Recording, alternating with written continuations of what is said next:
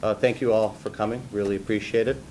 My name is Bill VASELOPULOS. I'm the moderator of the first session today. We're going to have two sessions today, one on the current state of TIFs, one on the future state of TIFs.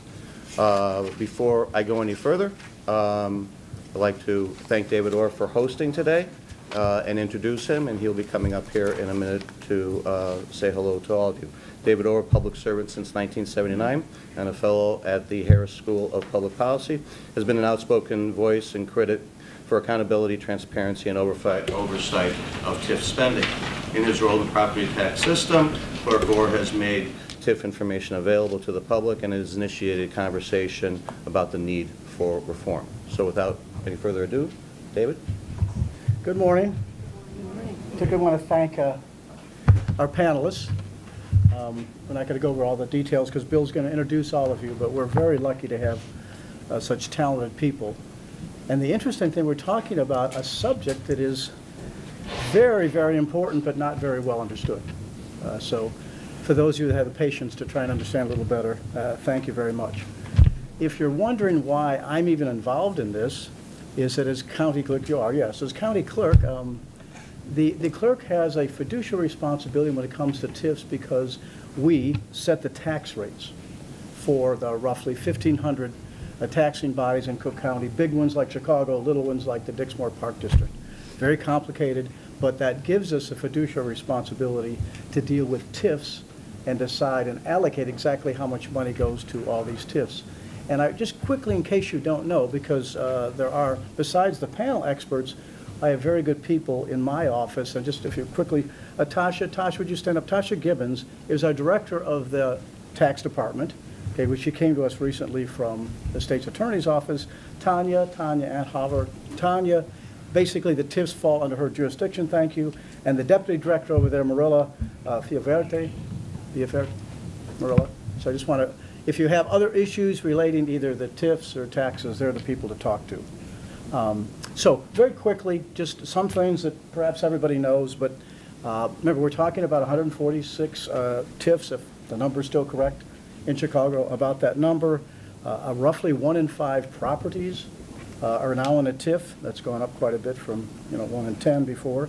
About $461 million was awarded to the various TIFs on our last report, which was about last June or July.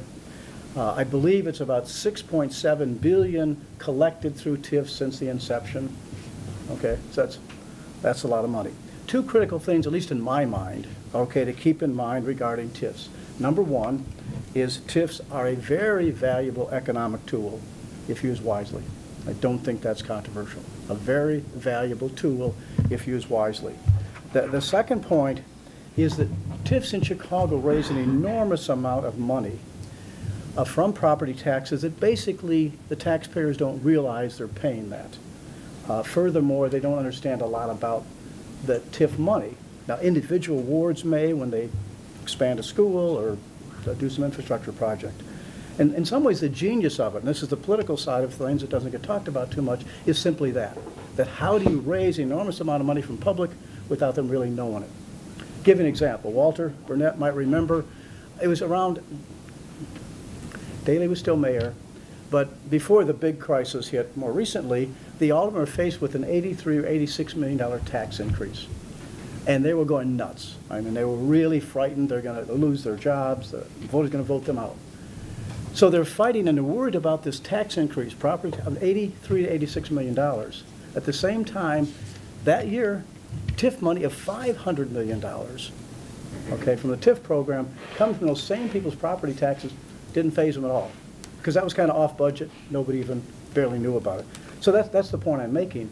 The political and financial reality that Chicago faces, obviously, less federal money, percentage-wise, less state money, certainly some very challenging financial situations, which means there's much more interest in TIFs. One, interested parties, elected officials, wanting TIFs to do whatever they can. If there's not enough money to finish the transportation project, TIF money. Not enough money for the schools, TIF money. And so that's one reason we're seeking TIFs everywhere. And the second is because since it's the only pot of gold around, so to speak, that we know of, unless the new president is going to drop a bundle on Chicago, which I doubt, that means that everyone is scampering after this TIF money, and particularly that raises the issue of the TIF surplus in the broadest terms. And that's why there's significant debate over surpluses in recent years.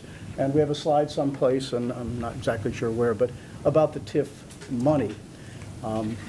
Now, what's important to me, at least, and I'm glad that the administration came up with TIF money more recently to prevent a teacher strike. I mean, I do think that's in all of our interests. So the reason there's so much attention from everybody now, the media and everybody else, is that that's the one place we can get money. And of course, that leads to the big debate over how much, quote, surplus is there, or how much other money could there be, okay? So major question that may be discussed today, we've got a lot of people that know more than I do about it, is how wisely are we using the money? Are we hitting the most important projects? What can we do to make sure the money is being used in the best way? Does it answer the but-for question? And for those who may be new to it, basically part of the theory behind TIFs is you give money to places that but for the TIF money, the development wouldn't happen. Okay? But to answer those questions, for us to honestly have that kind of debate and decide, as Walter has to, Alderman Munoz and others, they've got to make decisions every day about the wiseness of these policies. And that's where transparency comes in. And that's why it's so important that help us to answer these questions, to have the right judgment, you know, the need for as much information as possible, the need for audits, so we can, as fairly as possible, say, yes, this is important, but it's not as important. You know, we've got a 23-year TIF here, but frankly, we've only got projects for 5 or 6 years, and maybe we can wield some money off of that. And I've had that battle over the last years over and over, and at least in my mind, the good news is a lot of TIF money has been found to, quote, be surplus to help in many other ways. Of course, there's still a judgment there that if we find a lot of surplus money, it might suggest that not all the money is being used as wisely as possible. Very quickly, what our office tries to do in this fiduciary responsibility is we try and provide more information to the public to understand this situation. So number one, we do this report much more elaborately. Admittedly, Bill, who you met, Bill VASELOPULOS, who used to be our Director of Tax Services, probably one of the most knowledgeable persons in the country about TIFs. I don't know, David's right up there, so I don't know, and certainly our guest from the city, but it's really nice to have those kind of experts. So one is more elaborate reports. You know, a long time ago, it just kind of these fiscal numbers that hardly anybody could follow. So now we try and explain things a little bit more. Secondly, it took a long time, but we worked with the administration here in the county and others to finally get as much information about TIFs on your tax bills. Not an easy thing to do with the old system we have in Cook County, but that's now up there. Also, a TIF video, it sounds silly, but for most people, just to see a short video that tries to answer the basic questions is very helpful. And finally, my staff created something called the TIF Viewer, which is frankly fascinating. If you haven't looked at it, please do, because you can zoom into things, you can see all the TIFs, you can see a singular TIF, you can zoom into how much money has been put in that TIF. It's just a very valuable thing. A couple of final points, and I don't know if it's the professor in me or the politician in me, but clearly I was more critical of the previous administration for the amount of money that went to major corporations in downtown, and that's a fair debate. Did Sears deserve it? Does Boeing deserve it? And I go on and on. But it gets back to that but-for question. And the reason it's more important today is given our crisis and given the recent increase in taxes and our school situation, and I could name others, are we making the best expenditure of the money? I think I'm going to go right there in the middle there. Is this CAN TV? No, that's CAN. CAN's here? Oh, you're already here. By the way, CAN TV is televising this, so you can tell your friends, and if not, you can pretend you weren't here.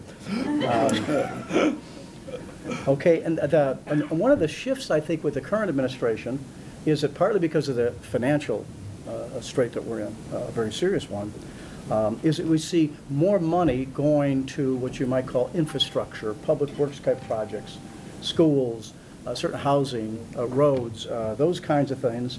One, also because it's politically more acceptable as people get more and more knowledgeable and angry about some of the folks downtown getting big chunks of money, it's a little easier, I would suggest, to, you know, we're expanding a school or we're building, you know, all sorts of infrastructure projects. And besides that, it's easier to do those in the neighborhoods as opposed to the downtown area where the vast majority of the money has gone. A final question for the second panel on the transit TIFs, which is a fascinating kind of new approach to how we deal with our transportation challenges, is can you raise, and again, I think we're going to try, but can you raise, okay, so much money from, quote, the north side, where there's a lot more money, and can you spend a lot of money on the north side before you answer that number one question of most of the south side, when and are we really going to expand the red line? So I think most people would think it's a very creative thing. There's a lot of promise. We need money for infrastructure and transit, we really do. But there's a lot of questions there that hopefully our panel will deal with. So having said that, again, I thank, it's all very talented people. Bill is going to introduce each of you for both panels. I hope it's of value to us, a very important subject, and thank you for coming. Today's panel, this session is going to be talking about the current state of TIFs.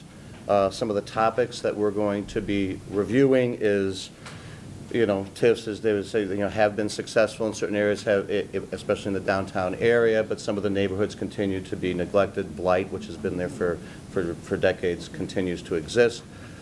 Discuss how the city is addressing those concerns.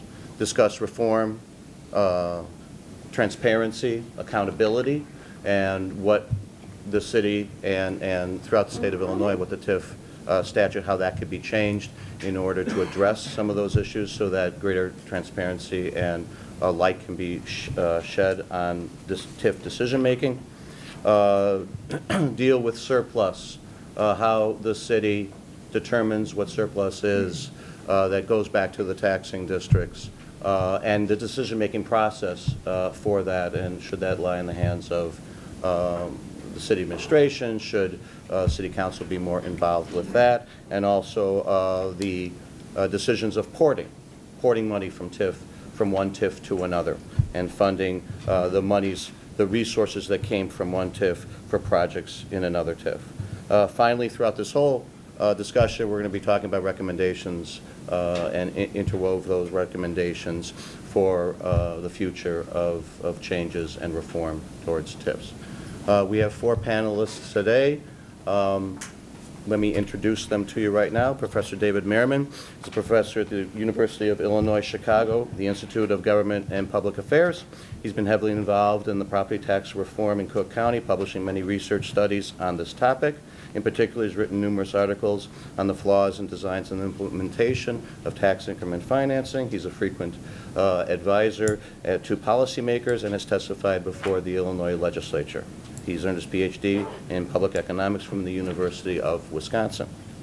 AARTI KOTAK, for nearly 20 years, has had experience in economic real estate development, public policy, and public-private finance. She currently serves as the Managing Deputy Commissioner of the Department of Planning and Development and is leading the department's Economic Development Bureau. The department promotes comprehensive growth and well-being in the city and its neighborhoods, and has 4 main divisions: business development, TIF administration, workforce solutions, and real estate services. Prior to her joining the city, she served as Choice Neighborhood Director and Associate Counsel with the Preservation of Affordable Housing. She's a graduate of the University of Illinois at Champaign-Urbana and at Stanford Law School. Alexandra GILEWICZ is a policy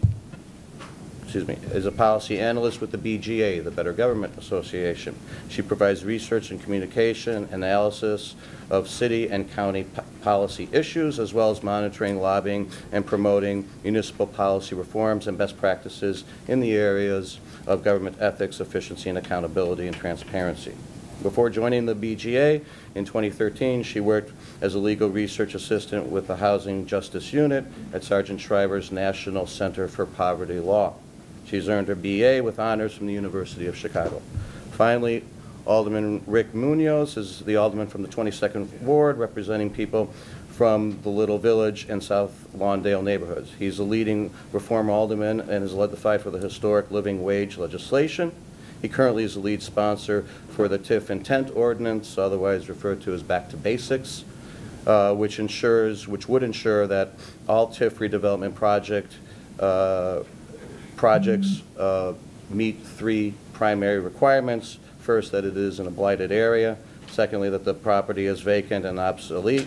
And third, that the development for the TIF passes the but-for argument. He's served as an adjunct professor to the University of Illinois at Chicago, and Alderman Munoz currently is the ranking Mexican-American member of City Council and a graduate of Northern Illinois University. Thank you all for participating. We very much appreciate it. We're first going to start with Professor Merriman doing a brief PowerPoint presentation, which is going to kind of outline some of the topics that we're going to discuss today and raise some of these, raise some of the issues. The other three panelists we're not going to do PowerPoint presentations across the board. It's going to be kind of an open forum for discussions. I'm going to raise some of the issues to each of them, and then the others can chime in accordingly. So with that, Professor Merriman.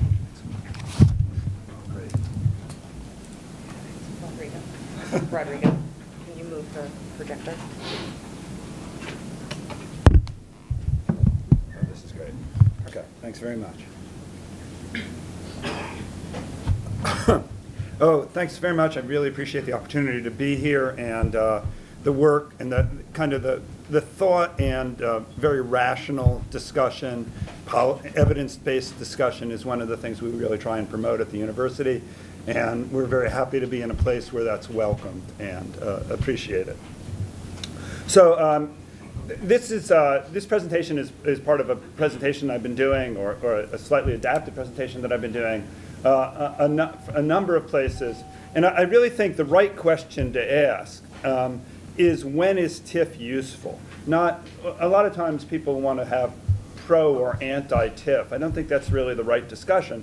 The right discussion is, how should we use this tool? What's the appropriate use of the tool? And so that's kind of what my focus has been on. And so I think first we have to think, when we think about TIF, we have to understand it's an economic development tool. It's kind of an unusual economic development tool in the following way. First of all, it's not a tax break. If you're in a TIF district, you pay the same taxes that you would if you weren't in the TIF district, right? Secondly, the big way in which TIF is different is it takes some of the money that goes into this district, and it circumvents the usual budgetary process, and it's used only for the purpose of economic development, and also it's kind of off budget. It's not dealt with, the revenues are not dealt with in the usual way. Revenues are not appropriated. City Council doesn't vote directly on TIF spending. Reports about TIF finances are segmented. They don't appear in the comprehensive annual financial report, and so they're kind of scattered about, and we can talk a lot about whether there's the appropriate reporting of those revenues and expenditures. But to me, those are really important points to understand, and I think a lot of the general public often doesn't understand how TIF works and the way it works in that way. So why should we have TIF at all? So I start with that very basic question, being an academic, and I think from my point of view, you know, this is city money. It's come from tax revenue. You could always get that revenue simply by raising the general taxes, and you could appropriate it through the usual process or through a capital development plan, whatever. So why would you want to do it with TIF? The fundamental answer, or I think the best answer for it, is that TIF solves what I call the credible commitment problem. Now, when I think of economic development, I think the city wants something and the private developers want something. They both want have goals. The developer's goal is to have a successful business. The city wants a good quality of life and a nice neighborhood and benefits for local people, right? They need each other, right? The city can't do it alone, the developer can't do it alone, but they have to trust each other. There are certain things the developer is going to need. They may need zoning variances. They may need good infrastructure. They may need the assurance that there's going to be crime control. Okay, and the developer can come in and talk to the Economic Development Office, but when they do, the Development Office can, you know, the mayor, the elected officials can promise they're going to do certain things, but whether they will actually follow through on those is not necessarily directly in the control of the people that they're talking to, because administrations change, things change, political forces come about. So the developer is going to be a little bit leery. From the city side, the developer's promising something, but we don't know if the developer's actually going to deliver, right? And we've had many instances where there's been, you know, tax incentives given to developers, they haven't delivered what they've promised to deliver. TIF may solve that problem, because what it's doing is it's saying, okay, we're going to set up this thing, and this money's going to go into a separate pot, and we can only use it for economic development. We can only use it for economic development in this small area. And so that gives the developer some confidence that the city's actually going to do what it says it's going to do. And from the other point of view, from the city's point of view, well, that revenue doesn't materialize. At least under a perfect system, it doesn't materialize unless there's actually appreciation. And that appreciation only happens if the developer actually proves credibly that they're actually going to develop the area. They're actually going to do economic development. So in that way, it's a process, it's an unusual process that I think really allows us to do something that would be difficult to do otherwise. Okay, so that's basically what this slide says. Now, there are, of course, some other competing reasons why TIFs might be successful in a sort of more in the real world. So one issue is, and this is a little bit less of an issue in Chicago than it is in some other areas, but because we have the school district and the city are coterminous, but particularly in areas where we have jurisdictions where they aren't coterminous, right? The city basically gets to decide on whether you want a TIF or not. But some of the money comes out of appreciation that the revenue would have otherwise gone to the school district. In the case of the city of Chicago, we have the county, we have some other governmental units that aren't completely coterminous.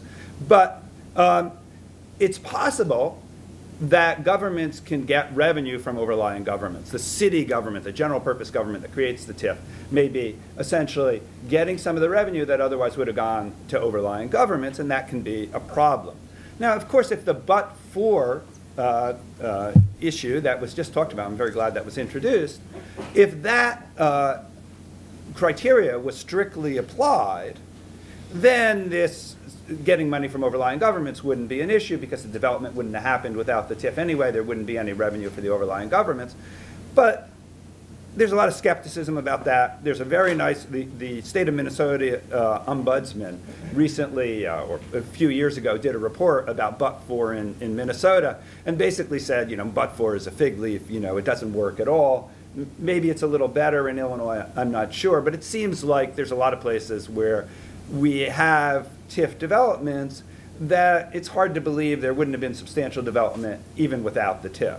So that's a big issue, and something that I think I want to laud Alderman Munez for taking on this issue and thinking about how can we make but-for really work? How can we have tight controls over that? So that's another reason why we might be using TIF, and you might consider that an abusive TIF, if that's really the reason, if it's just governments kind of taking revenue from each other. And then a third reason is that TIF may reduce political opposition to investments with localized benefits. So, and this is my former colleague Jan Bruckner very elegantly puts this argument, but the basic idea is, well, the whole city maybe doesn't want to pay for development that's going to go in one particular area, and they'd be opposed to that development. But because TIF allows a little bit of a cushion, because you're getting some of the money from overlying governments, it makes it possible to do developments that you wouldn't otherwise be able to do. So that's another possible reason for why some TIFs are formed. And it basically says, even if there is a little bit of this borrowing from overlying governments, it might be a good thing, as long as the but-for principle is adhered to. So what about the use of TIF? And I want to put Chicago a little bit in a national context. So what I did is I went out and I looked at the 10 largest, highest population cities in the country. And I looked at how many TIFs they had. And also, just for reference, I put on what their population rate, growth rate is. So the first thing that strikes out of this table is basically all the other large cities in the country are gaining population. Chicago is losing population, okay? I think we all know Chicago's losing population. That's a disturbing thing. We have some reason. This is over a 14-year period from 2000 to 2014. So Chicago's in a little different state. Philadelphia is the other very large city that is really economically stressed, although they have a little bit more development. So it may not be exactly fair to compare Chicago and Chicago's needs with some of these other cities. Certainly, we're very different than New York City or particularly some of the western or southern cities that are growing very fast. However, if you look at the use of TIF in Chicago, we're in a completely different world, right? No other big city, New York City basically has no TIFs. New York State, I think, has one TIF, although I've been trying to track that down. They basically don't use TIF. Phoenix, Arizona, there's no TIFs in Arizona. There's a few other cities, big cities that use TIFs, but many, many fewer. I don't have all the information about the amount of revenue or the amount of land area covered, but it's fair to say Chicago's in a whole different world. Chicago's using TIF in a way that other big cities really aren't, right? And therefore, it's a much more important issue here, and we ought to think much more seriously about it. Why does Chicago use TIF so much? Well, there's idiosyncrasies about Chicago, but it's also because it's in the Midwest. TIF is used, this map shows how many TIFs there are in different states, the best data that we have. And you know, the big states that use TIF, the darker the color, the more TIF they use. The big states that use TIF are all in the Midwest, right? It seems to be a Midwest phenomenon. There's California, they have a lot of TIFs, but actually California's an interesting story. They got rid of all their TIFs, and now they're kind of starting over again. So there's many fewer than when this map was, data from this map was put on. There's some in Maine, turns out, and there's some in Florida, but other than that, it's basically exclusively a Midwest phenomenon. Indiana actually has a bunch of TIF, but Indiana's a smaller city, doesn't have a lot of urban areas, so it doesn't show up on this map as having as many as the rest of the Midwest. So one thing we can ask about is, you know, do we have to use TIFs this way? Is it something that we have to use because we're competing with other states in the Midwest? Why do we have such a big amount of TIFs? Okay, I think that because we have so many TIFs in Chicago, and by the way, I skipped over this. There are my data is a little different than the data was put up. That was just put up. I think there was 149 TIFs in 2014. That was the most recent data that I have. I guess there's a few less now. The other 10 cities combined have 136. The other 9 big cities combined have only 136 TIFs. So it's a big issue. So transparency and how we spend that money. There's a lot of money in TIFs. It ought to be a big issue. When we think about TIF transparency, I think the first thing it's fair to say is there's been a great progress made. I started working on this issue probably in the late 1990s. There wasn't nearly as much information about TIF. Now there's a lot more information than the past, and the information is much more easily available. I looked at the websites of the other big cities in terms of what they have available about TIF. Chicago's got more information. We have a lot more TIFs, but we have a lot more information, easily downloadable information, than other TIFs. But we ought to, because it's such a big issue, and it's such a large amount of money in Chicago. Okay, you're going to see more later, but these are just the TIF website. You can go in, there's a map. You can click on the map and get a lot of information. You can click on individual sites and individual projects and get a lot of information. And then there's information about the expenditures. I'd say, to me, a lot of the information that we need going forward is a lot more detail to be able to track what is the money being spent for and what purpose is it. So there's a big database up there that gives you all the expenditures of TIF districts by TIF district and in very vague categories about it. I think what we'd want to know is much more, and have publicly available much more information about exactly how this money is spent, and information that's available and kind of easily analyzed would be something that I'd like to see more of, because that really comes down to the crux of the issue, right? We know the information about the revenue that's being raised. We know the boundaries of the TIF. But what we don't fully understand necessarily is where the individual money is being spent and what purpose it's being spent for. So there's a lot more that could be done in terms of transparency, in terms of assuring that we're using TIF in the appropriate way. And we actually have a vehicle that was done. What you may remember when Mayor Emanuel first took office, one of the first things he did was set up a task force. And actually one of my colleagues at the university, Rachel Weber, served on that task force. And that task force, in a very short amount of time, came up with a pretty thorough report and kind of discussed what should be done going forward. How should we look at TIFs? And they made a bunch of recommendations. I'm not going to go through them in detail, but these are the recommendations that they made about what should be done. I think after 6, almost 7 years, I guess, it's time to go back and say, were those recommendations implemented? If they weren't, why not? Are they the appropriate recommendations, or do we want to have new recommendations today? So I'm really thinking we should go back to that task force report, think very thoroughly about what was done and what wasn't done and how we want to move forward. So I'm very anxious to participate in the discussion. Thanks a lot. Thank you.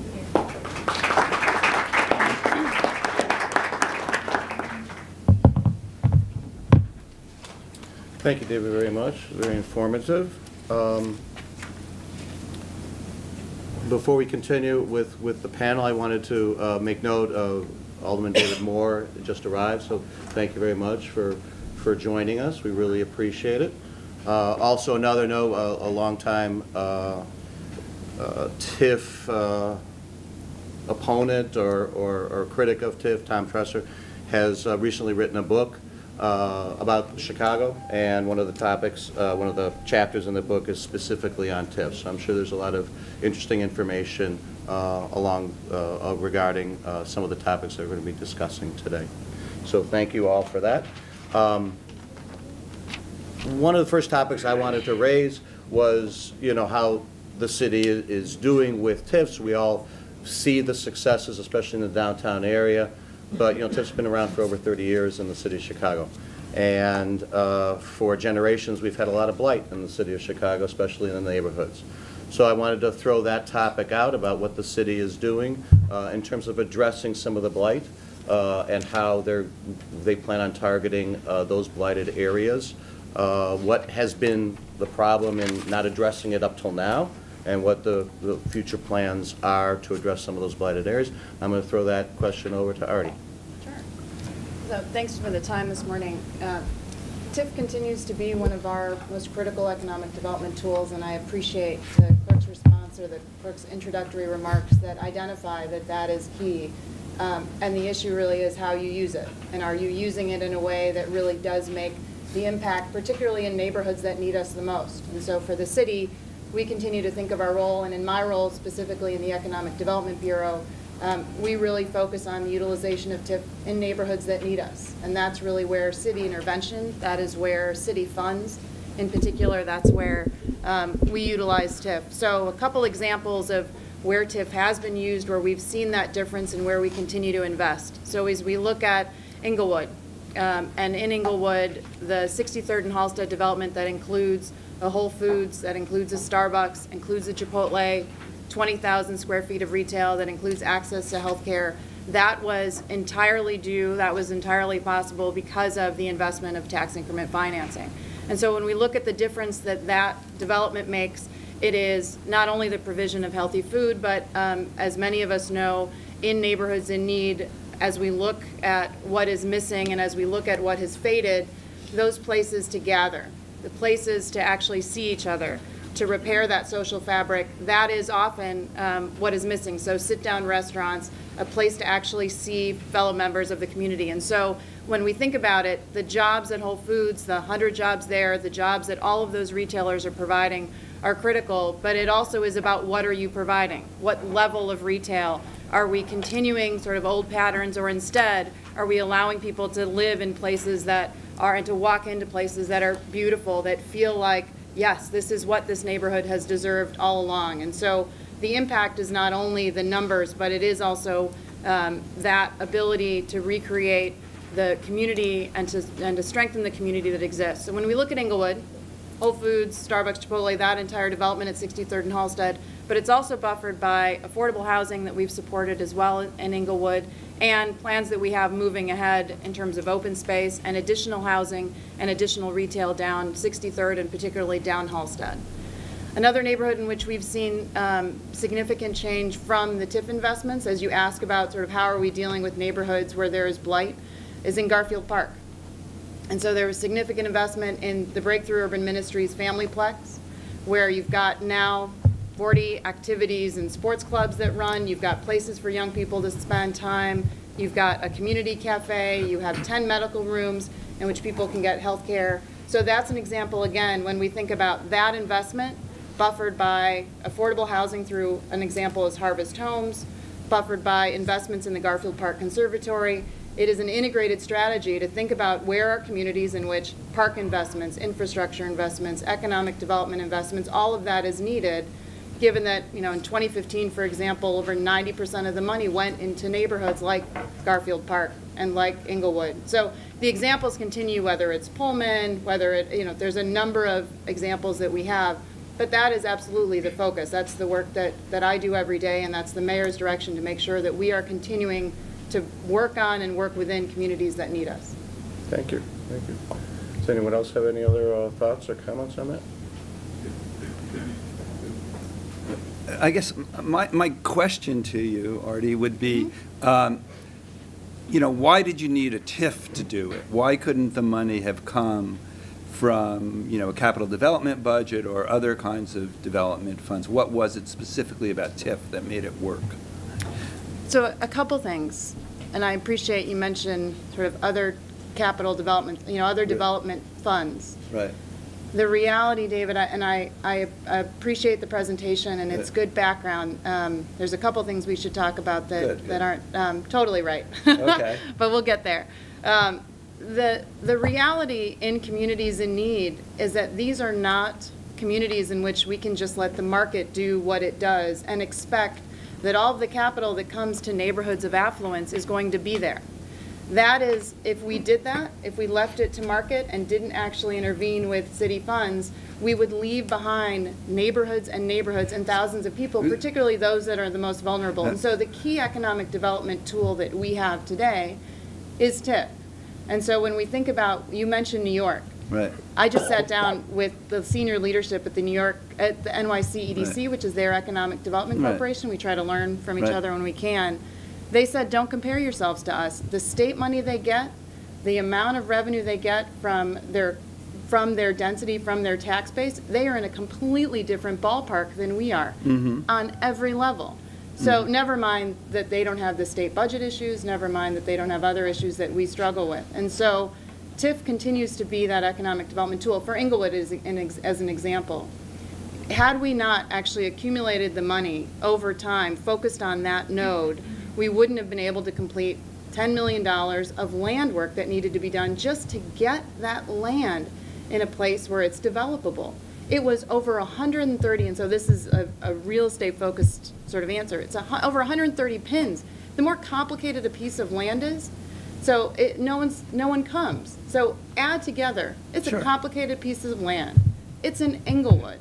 You're trying to force a development plan, what I like to call artificial momentum. You're trying to create momentum where if you only relied on the market, you leave folks behind. I'm not suggesting at all that you should only rely on the market. But the question I have for you is that there are limited tools. If we are realistic about getting things done today, there are limited tools that we have. So we at the department and with the leadership of the mayor, we are working on creating new tools. The Neighborhood Opportunity Fund is one that we just announced, and the applications are available for that as of Monday. So we are doing everything we can. But right now, to the point that was made, we cannot rely on state funds. We cannot rely right now, unless people tell me otherwise, on federal funds. And so the answer is to be the captains of our own destiny, and to, as we want to improve neighborhoods today, to use what we have. So absolutely, we need to use it responsibly, and we do, and we're happy to have that discussion. But as the clerk mentioned, it is a critical tool. And there are, you might mention other development funds, but we push banks, we partner with them. The access to capital in neighborhoods in need for those of us doing the work on the ground is terrifically limited. The city has to get engaged, or otherwise that change doesn't happen. Thank you. Thank you very much. But before we continue any further, I forgot to mention one thing. All of you should have received a note card to place your questions on. If you do have questions for any one of the panel members, we're going to please write them on the note card, raise them up. Someone will walk around, pick them up, and at the end of our session, we're going to read a few of them, maybe consolidate a few of them, because I'm sure some of the questions will be similar, and I will ask those questions to the panel. Regarding accountability and reform and transparency, what are some of the areas that are being pursued and being discussed, being proposed through state legislature, and also some of the neighboring or other states throughout our nation? What have they done? If maybe Alex can address that question, please. Sure. Sure. I'll begin with some surrounding states and some other states that utilize TIF but have attempted to sort of put up some fences and rein in its use. So I think something that could be interesting to consider in Chicago, when we look at how Chicago measures up to other municipalities in terms of the expansiveness of its use, some other states, Maine and Georgia in particular, have instituted limits on how expansive their TIF program can grow. So in Georgia, that is I think a 10% limit on the percent of the EAV that can be captured in a TIF. In Maine, I think it's a 5% limit on the EAV, but also a 5% limit on the acreage that can be included in a TIF. And if that limit is low enough, it forces an interesting conversation in terms of how we decide what districts are created, right? So if you have a limit, you have to consider TIF not only in terms of the hyperlocal funding and the hyperlocal expenditures that it can allow, but you need to consider it in terms of the entire program, in terms of the trade-offs that you have to make. And right now we don't really get that with TIF. If you can continually expand, and if it's on a district-by-district basis, you're not really considering it in terms of what the impact is on other TIFs, what the impact is on property taxpayers outside of the TIF, and maybe what the impact is in terms of the broader city budget too. So these kinds of proposals force a more holistic view, and I'd be interested to see what the city would think about that kind of limit. Obviously, there are different things at stake here, and we have utilized TIF in a different way than other states have. But I'd be curious to hear how that would be received. If you want to jump in now before I get to other issues. Sure. So the interesting thing, I think, particularly as you mentioned the acreage. So one of the things, again, my focus and what I do every day is looking at neighborhoods in need and how we can really, again, focus on the economic development. So the acreage is interesting because that seems to be a strategy that really would only benefit more affluent neighborhoods. When we look at neighborhoods like Englewood, like Woodlawn, like Back of the Yards, many of whom were devastated by the recession, you have a significant decrease in property taxes in those areas. So to the extent that you limit the acreage in neighborhoods in which you actually need to accumulate that money to do things like the Whole Foods, to do things like support affordable housing at the Strand Hotel in Woodlawn, to support the Breakthrough Urban Ministries Familyplex, those are just a couple, never mind the infrastructure, the schools, the public parks, all of those things that TIF supports. That would be the question, which is it's the detail, the devil's in the details a little bit of what that number is. But when you have the most vulnerable communities really being devastated by the recession and foreclosure crisis that leads to limited property taxes, a limited acreage might have the exact opposite effect of what you want TIF to do, which is that you are now further constrained in a tool that is intended to really ameliorate blight. So I think that one depends on that consideration of that needs to take into account that are you getting something that works on form of having limited TIFs, but in reality, my day is practice. My day is trying to use every single tool and scrape and scrap to get projects done that create jobs and create affordable housing, all those things. So the acreage is particularly an interesting one. There's one proposal that we are reviewing right now that Wisconsin has done that I don't know if you're familiar with, that actually resets the EAV in certain TIFs in which there is, whether it's significant unemployment, whether where the recession is hit particularly badly. And so that there are some TIFs in which there is significant need This is some of the areas in Little Village that Alderman Munoz represents, a number of other TIFs where, again, the unemployment is still in double digits. You still have significant blight as anyone would describe it, and you still have communities that need investment. So they were devastated by the fact those TIFs were created immediately before the recession hit, and so they've been the victims of timing. Again, with focused investment, that EAV reset that really does kind of undo the punishment that communities in need have simply by timing is something we're looking at. But I think it all depends on what the application of that is, and again, whether you are unintentionally dinging those communities that actually need you the most. And I think what I think BGA would be most interested in, as I was mentioning, is that this at least forces a conversation about the TIF trade-offs that doesn't quite have to happen now. I think these kinds of limits would force a public conversation about priorities that I'm not sure we can talk about on a TIF-by-TIF basis, but I don't know that we necessarily have the holistic conversation about those trade-offs and about how we're prioritizing these investments. And that I think is just an interesting feature of that could be accomplished through these kinds of proposals or elsewhere too. Addressing from a slightly different perspective, Indiana has a few proposals that they've introduced this session that attempt to introduce a more impactful voice for school districts in TIF district creation. One of them I think would make a school board member of the approving body for a TIF district, an actually voting member, so giving them a formal voice that they do not currently have in their approval process. And another would allow districts to opt out of TIFs, which presents an interesting scenario, right? So the municipality, of course, would want the full increment that would be available to them. If school districts are able to opt out of their portion of that increment, it gives them almost a bargaining chip in conversations about TIF district creation. So it allows them to perhaps argue for more strict enforcement policies in the redevelopment agreement if they have the ability to withhold a significant portion of that increment. Now in Chicago, I don't know how this would actually play out politically, given that our school board is not quite as politically independent as it is in other municipalities. So I don't know that it would actually achieve the goal that it might, that they're attempting to in Indiana or other jurisdictions. But I think it's an interesting conversation if you want to really have other taxing districts that are impacted by this program have a meaningful voice in the creation and execution of these districts.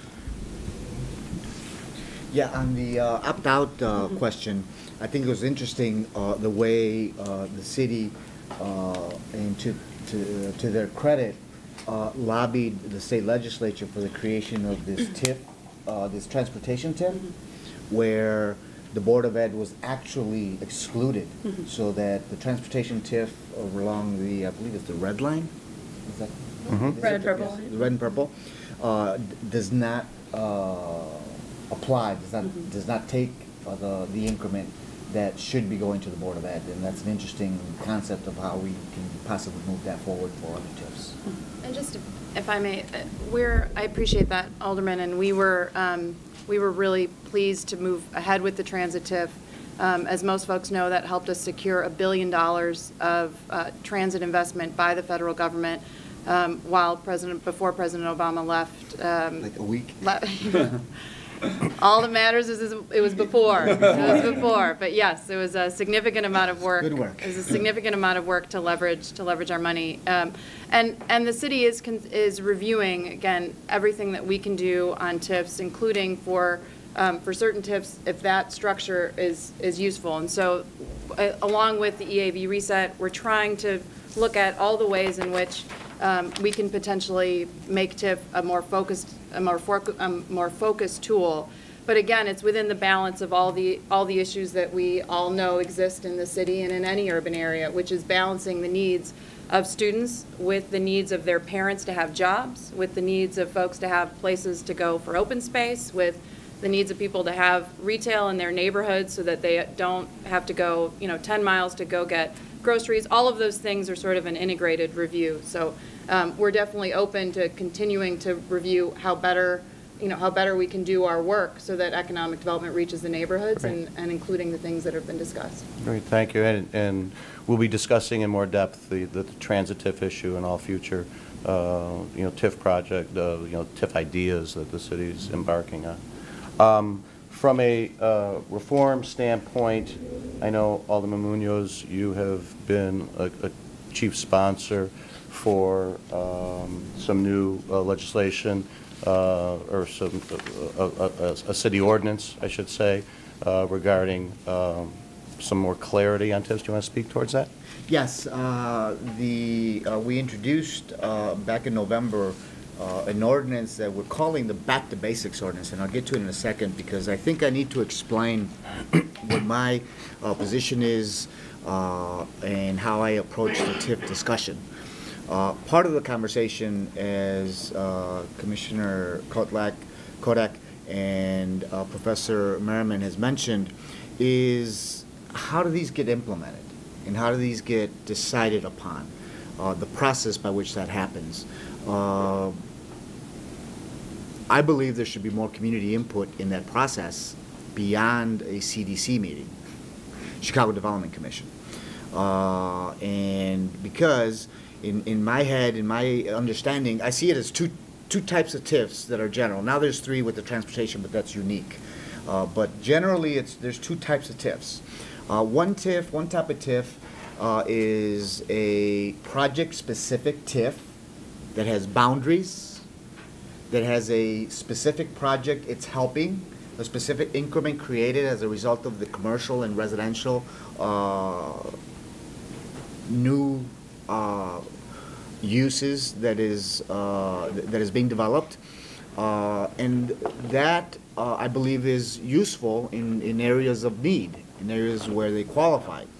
The second type is that speculative TIF, where you just TIF a neighborhood and let's see what happens. We have an idea that if we get a couple of million, we could use here, we could use there, but let's just see what happens to the neighborhood. Those, I believe, are dangerous because it leads to speculation, gentrification, and it also leads to basically a lot of the, kind of putting up a whiteboard and throwing the paper on it, the wet paper, to see what sticks.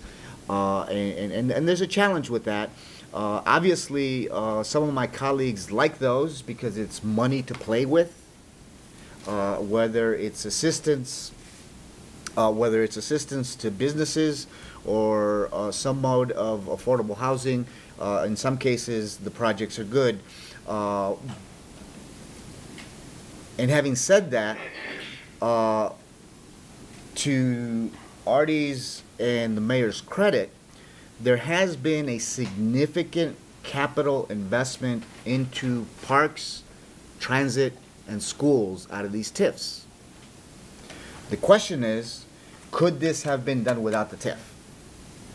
And to Professor Merriman's point, should there be an Office of Economic Development specifically to deal with that in the expenditure of the money that would have come to the city anyway, had we not isolated it and captured it in a TIF? Okay? Now, to the point of transparency and accountability, we recognize, and by we, I'm talking about the Progressive Caucus and some of my colleagues in the City Council, recognize that the use of TIFs is necessary as first intended back in the early 80s. In the early 80s, there was a number of basically a short 3 or 4 criteria by which a TIF could be adopted. And the most important one is that but-for clause. But for this TIF, this project would not happen. Okay? The ordinance we introduced has a number of components in it, but that's the most important one, that we go back to the but-for clause. The second thing we're doing is the redefinition of blight, because I'll give you an example of an abuse of the definition of blight. When the West Loop TIF was created, it developed a lot of office space. It developed a kind of like new neighborhood for office space where folks on Dearborn, LaSalle, Clark Street, somewhere downtown said, hey, if I can move my office to over in the 27th Ward, in Alderman Burnett's ward, where he's got this nice new fancy building, let's move. Which created a vacancy rate on LaSalle Street. Therefore, let's create a LaSalle Street TIF to try and help them bring the tenants back. So the TIFs ended up competing against each other in terms of, and the chronology there was that they went to the West Loop, and then we had to, you know, kind of supplement or incentivize the tenancy of the inner loop because a lot of folks were moving to the West Loop. And that's where I think the but-for clause was not met. The main thrust of the ordinance is those 2 points. There's a lot of other little details about reforming and accountability in it.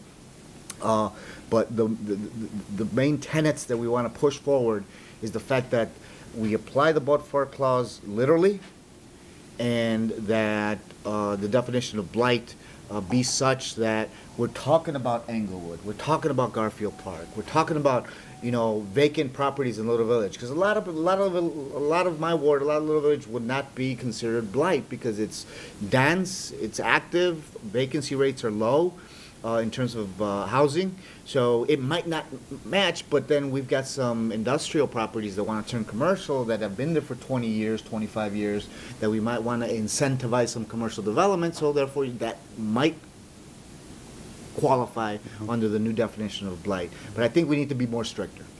Okay.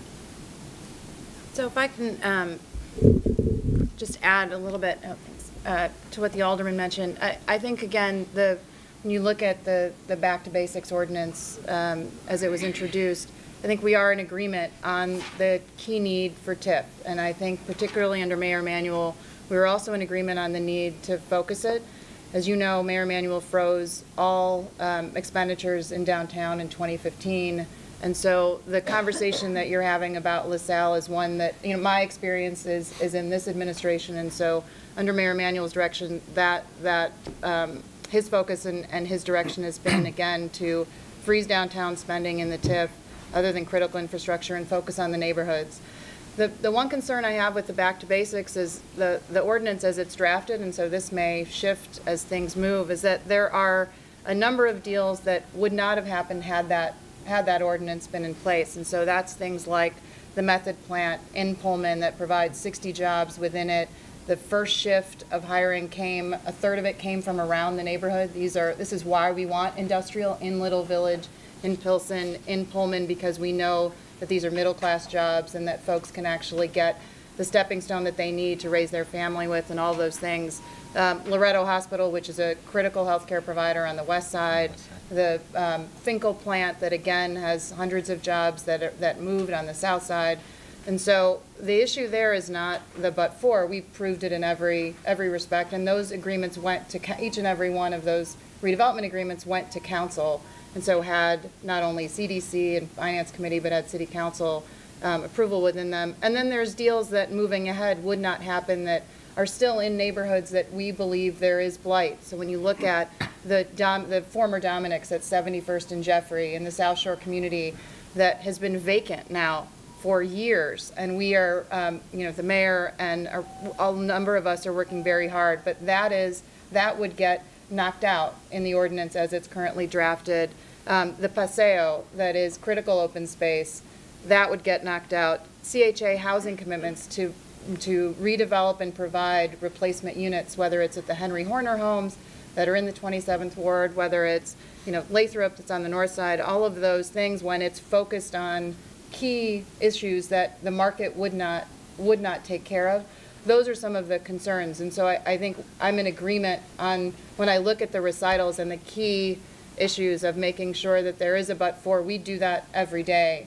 And every single deal that we have, we continue to increasingly, at the mayor's direction, think of TIF as our investment. So when people come to us and say, what do you got? We always flip it. It's part of my speech to developers, which is it's not about what we have, it's about what you need tell us what you need. But that's one of the concerns, because when you go through cutting out conservation TIFs and only focus on, and this is in the technicalities of the TIF statute, but conservation TIFs include some of the areas I'm talking about, like 71st on South Shore, like, you know, the Kinsey, where again, there are still needs for CHA redevelopment, and even the Damon Stop. We talk about the critical nature of infrastructure. The Damon Stop that the alderman and the mayor just announced, that again relies on that TIF because there are still needs, and because there is still, you know, there is still acreage that needs help and economic development that needs to be supported. So those are some of the issues I think that could be resolved, but the interest in the but-for and the critical nature of TIF, we're in agreement. And I appreciate that, that we are in agreement, and that's why we introduced the ordinance to start that conversation and to make sure that these TIFs, as we move forward, and to AARTI and the mayor's credit, they inherited 141 TIFs and have only enacted or implemented a handful, maybe less than 5. And terminated 15. And terminated 15. So we're heading in the right direction. This ordinance is seeking to start that conversation specifically about conservation areas, specifically about the but-for clause, specifically about the definition we use for blight. So all questions have to be written on the card? Yes, please.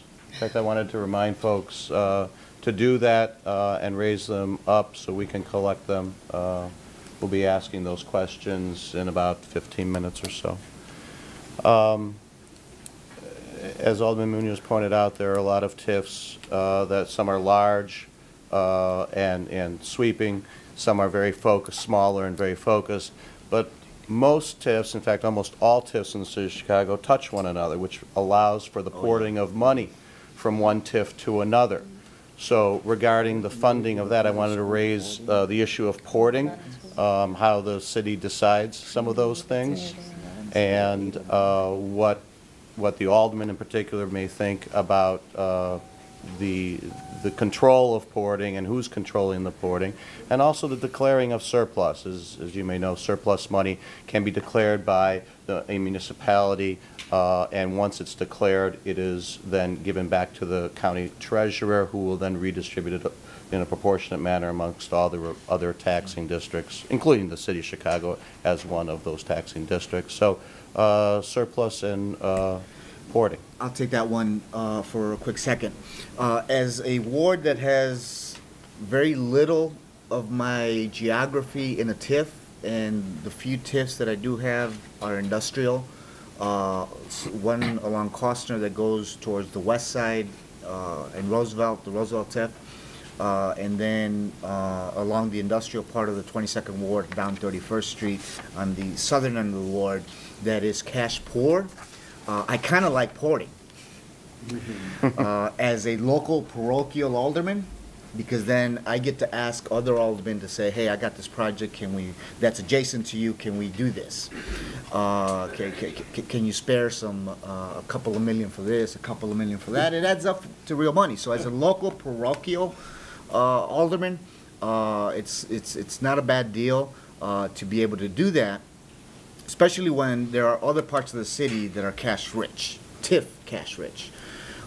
It was 08 and 09 when then Mayor Daley introduced this massive porting ordinance that created the pot of money to be able to do annexes, do new schools, do turf, enhancements on playgrounds all over the city, and that was as a result of porting. And he basically did what I just talked about, which is he took cash-rich TIFs and just moved them through the proximity, through the adjacentness to other parts of the city in order to be able to do that. So that's not a bad legislative tool, but we go back to the idea of who gets to approve that, okay? Which leaves itself open to criticism because it is a very, very small and tight decision-making process. That's on porting. On surpluses,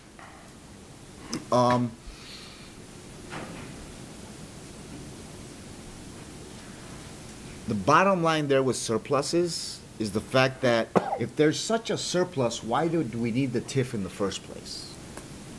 So we have to analyze, and as Commissioner KOTAK mentioned, the Emanuel administration has ceased or ended, terminated 15, you said? 15. 15 TIFs that were aged out, weren't needed, or just didn't qualify anymore. Or did their job. Or finished their job, or finished their job, and haven't enacted as much as many as the Daley administration did in the last 10, 15 years before 11. So that the surplus question begs the question is, are we just moving money around? And it puts aldermen in a precarious situation locally because, hey, why are you surplusing our TIF that's supposed to go to this neighborhood and giving it back to the city? I mean, Alderman Riley gets that a lot because his TIFs are cash rich. And so it just creates an unnecessary process. Okay. If I could just comment on the porting, I mean, there are two issues that concern me with respect to porting. And one is just transparency and, you know, making sure we know where the money's flowing. It can become really complicated, especially if you do more than one port. But the other issue is, it seems to me, I worry that it's going to undercut the, you know, the essential idea of a TIF, which is the revenue that's raised in this area is being spent in this area, and now you've got like, well, like, you know, if you're gonna move the money around, why did you have a TIF in the, you know, what does the TIF mean, and how much credibility does the TIF have both to developers in the area and to neighborhood residents? Sure. So I appreciate that. I think part of the reality, though, is that we may on this panel know the TIF districts and know the lines. No one in the community lives by TIF district lines. And I don't even know that people in the community, most people in the community live even by ward lines. It isn't, you know, this isn't Monday Night Football where you can see where the TIF starts and where the TIF ends. And so at 35th and Cottage at the Arts and Rec Center, which was a deal that required porting, I don't know that anyone in either the 47th and Halsted TIF or in the neighboring Bronzeville TIF knows that their TIF ended. What they know is they now have a place that's safe for their children to play, a place for the community to get together, a place for all the programming. And so it's a little bit of inside baseball, I think, to say that the TIF district lines, it is about investing regionally. The same is for the Morgan Park Sports Center that's down in Morgan Park. The Beverly community, I just saw Alderman O'Shea yesterday.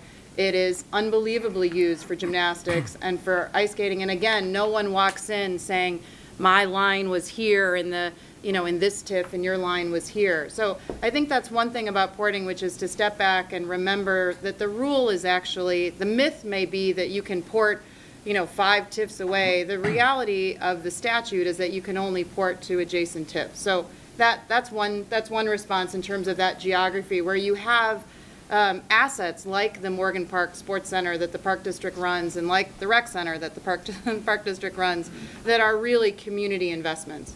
The other thing that I would say about speculative or, you know, is that money needed? In my job, the neighborhoods in which we're, again, trying to make transformative change, the market isn't showing up with $10 million to do all the environmental work at Inglewood. And so had that money been surplused over the years and had there not been the balance that recognizes that we actually have to plan. You know, you kind of can't have it both ways. You can't say that we have to plan and then say that we should surplus every year, because economic development doesn't work in the way that I can miraculously create a Whole Foods at 63rd and Halsted. If you had talked to us 5 years ago and said, if we had told you 5 years ago Whole Foods was going there, you would have thought we were nuts.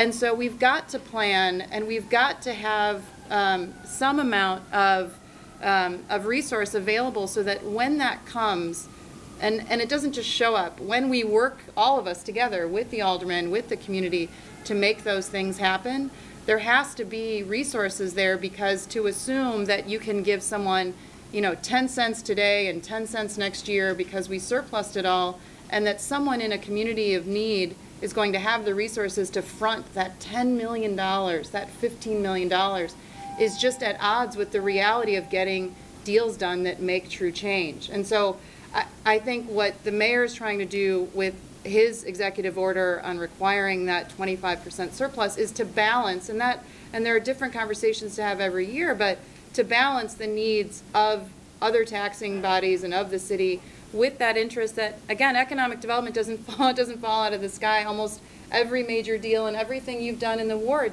takes years. It's why leadership like yours or Alderman Burnett, where you have been in the community for a long time, you know that nothing happens immediately. So if we were to gut TIFs, and particularly those in neighborhoods in need, and we didn't save any resources for that future development that's going to be at 63rd and Halsted, or the capstones of the work we've been doing in Woodlawn all along Cottage Grove, or everything that we're doing, the 47th and Cottage, for those of you who are familiar with shops and lofts there, it's a terrific development. It took 10 years and community engagement. So that's where I appreciate the speculative, but if that leaves us with that criticism and the interest in not having TIFs that are neighborhood focused but only project focused, it assumes an access to capital practically that doesn't exist. And so there's a balance that I think the mayor tries to strike, where we do keep resources where we are focused on commercial corridors, where we are focused on needs for open space, where we know the communities are underparked or under-resourced. So I appreciate the balance, and I think that's where we try to go. I just have a quick comment, just going back to the commissioner's point on that people don't reside in their communities by TIF district. They don't necessarily reside and abide strictly by ward on a ward-by-ward basis. And so the idea of porting and redistribution through surplus can make sense theoretically for that reason. I think what communities do care about, and what individuals and communities do care about, though, is where is that funding coming from and who gets to approve those specific projects.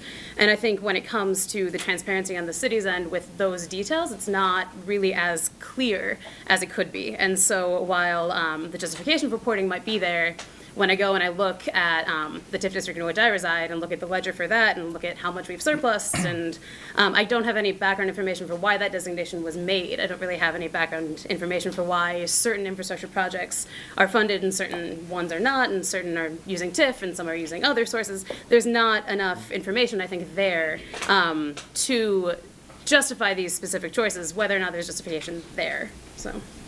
Okay, thank you very much. Before we get to the questions from the audience, David, you want to finish up the last two slides of your presentation regarding the recommendations, and we could discuss that a little bit, and then we're going to get to questions. Sure.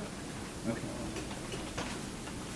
Sure, yeah. As I mentioned earlier, there were these recommendations from the panel in 2011, and so this is the basic write-up about it. So this next two slides just kind of established, it talks in more detail about what should be done, and I'd be interested to hear what has been done, and if it hasn't been done, what, are there plans to do it? So one thing would be develop a multi-year economic development plan submitted to the City Council for consideration, and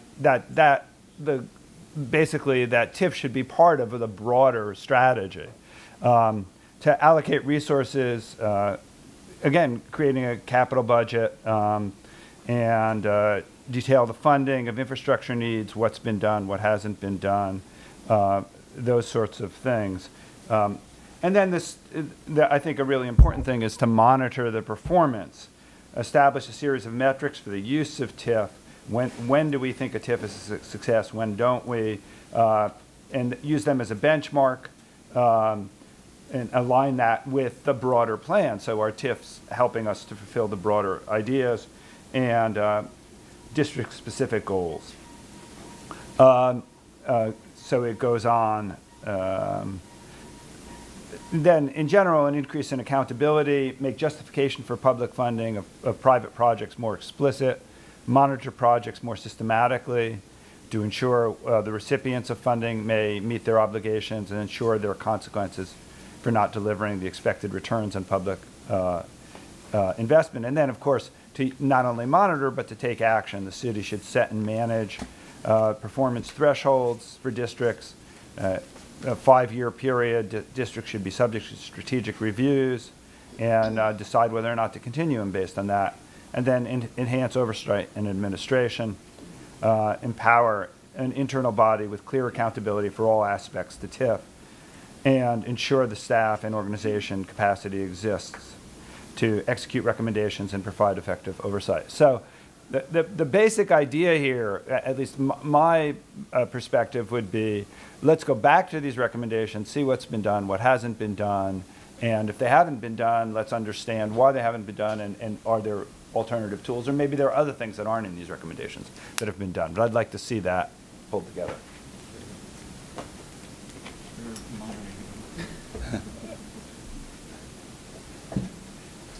Thank you very much, David. Sorry, I was reviewing questions. So, and there are some good ones here. There's some specific ones here. One from Alderman Moore, actually, for AARTI. You stated that the mayor had frozen downtown TIFs in 2015, except for critical projects. What projects downtown are so critical that they have to use TIF dollars? So, Alderman, there you are. I actually said critical infrastructure, and so some of the critical infrastructure is really the replacing 100-year-old sewer mains, water mains that folks who work and live in our central business district take to work. So it is, it's public infrastructure. It's not critical projects sort of on a broad basis. It's really that level of infrastructure. So whether it's transit, whether it's, again, sort of sewer, water mains, things like that. And a follow-up question too, Artie. Regarding the 71st and Jeffrey grocery store, okay. Please tell him why that would not pass the but-for test. No, that. Did I understand that correctly, Alderman? Okay.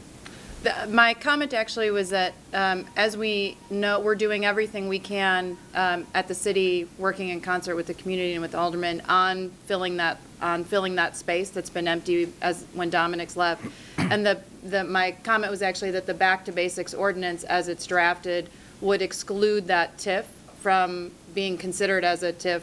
So that's a project that would not be able to move forward, because that's a TIF that relies on the definition, on a conservation definition as well. So it's not about the but-for, it's actually that we believe that, you know, the evidence is it's been vacant for 2.5 years, and it's a critical amenity for the community. So that's one of the, I think, unintended consequences of the ordinance as it's drafted, is that it would actually exclude that parcel, exclude that entire TIF from moving ahead. And that was the concern. And let me be real clear to all of you and to the administration, is that it is a draft. Yeah. And this was, let me be real clear to both you all here in the administration that it is a draft intended to start this conversation. So that's why I appreciate Clerk R, who hosted us today, because it is a conversation to be had about how we improve TIFs. Great.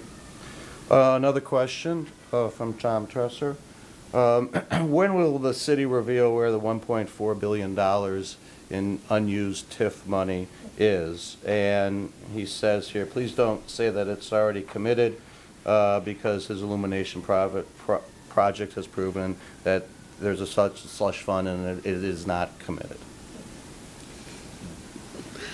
So again, as many of you mentioned today, and we appreciate the credit, because we have, and this has really been, my team is led by former Commissioner Mooney and now Commissioner Reifman at the mayor's direction, have really done very hard work to make TIF transparency sort of, again, an issue of priority. And so with TIF projections that are on the website, with annual reports that come in many ways, and 10-year reports, with a TIF portal in which you can look at every single TIF and every single project, with every economic development project going through City Council so that there's CDC and Finance Committee and City Council. There are a number of ways to get the answers to that and we continue to improve. But there are significant avenues to find those numbers and to find where, again, we are focused on investing. Does anyone else has any other thoughts on that? I think at least in my experience of using the portal, on a TIF-by-TIF basis, I think it's a little bit harder to find the justification for surpluses on that basis, particularly when the infrastructure projects, for example, in my TIF there have been alley repairs and streetscaping. I can't quite put together through the information that's available through the TIF portal how those decisions were made and then how that leads to the surplus that my TIF has produced on an annual basis. And so I guess a little bit more clarity in that, or at least more direction on how those answers can be found with the information online, I think would be useful for the public when they're looking at the surpluses that are being produced in their TIF and wondering why those continue to happen. Okay, thank you. So there's another question here. It's kind of lengthy. It's part of the justification for the use of TIFs is to overcome the complexity and challenges of legacy properties and the issues of converting them into more contemporary uses, like co-foods that you mentioned earlier in Englewood. These challenges are not necessarily unique just to that property. What is the expectation or precedent to demand TIF funds being managed in stimulating future near-term development under those conditions? Did you want to? Go ahead. So I've got a short answer, and I've mentioned it a couple times in terms of access to capital. For folks that are doing economic development work in Englewood, in Garfield Park, and back of the yards, there isn't organic capital. We are pounding the pavement every day to find folks to invest. And so if the problem that I have from investing at 63rd and Halsted is that too many people want to come to us to provide jobs and healthy food and affordable housing in Englewood, I'll take that problem every day. So organic capital is really an issue that is more in neighborhoods of affluence. It's not an issue that we have, in my experience, in the neighborhoods where city investment and city intervention and city partnership with communities is needed the most. So if the precedent is that we will invest in neighborhoods like Englewood, we will invest in neighborhoods like Pullman, we will come to the Near West Side to honor commitments of CHA housing, those are conversations that we are happy to have, and we feel really comfortable that the but-for in each and every one of those is satisfied, and that those are good starters to economic development. And then when the TIF has satisfied its obligations, when the TIF has done its job, then Mayor Emanuel has shown we then terminate. So I think I appreciate the question, but at least in terms of my work every day for economic development, the organic capital and the organic development, we've been waiting for that for a long time, and it's not coming without the city really leaning in and trying to help make that happen. Okay. And just as a follow-up, in terms of how do you set the precedent to satisfy private interest to come into a neighborhood, goes back to the commissioner's point of long-term planning in terms of the comfort level with the local alderman, the comfort level with the commissioner's staff, that this might happen over there 2 or 3 blocks from where I'm looking at opening a Foot Locker or a CVS. It's just a comfort level that we seek to provide to private investors that yes, there is stability. Yes, there is a market. Yes, there are consumers that will use or buy or consume your product.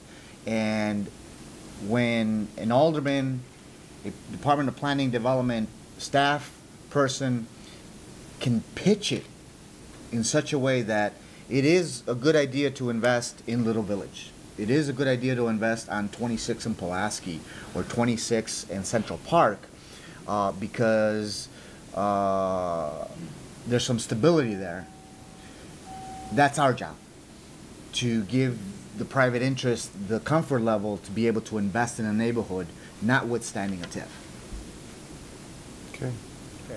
As someone very concerned about government efficiency, okay, as you all are, particularly the BGA over there, when we say, well, we're doing this because the Park District can do a program, they can do a a special shelter, something after school kids, and schools can do this.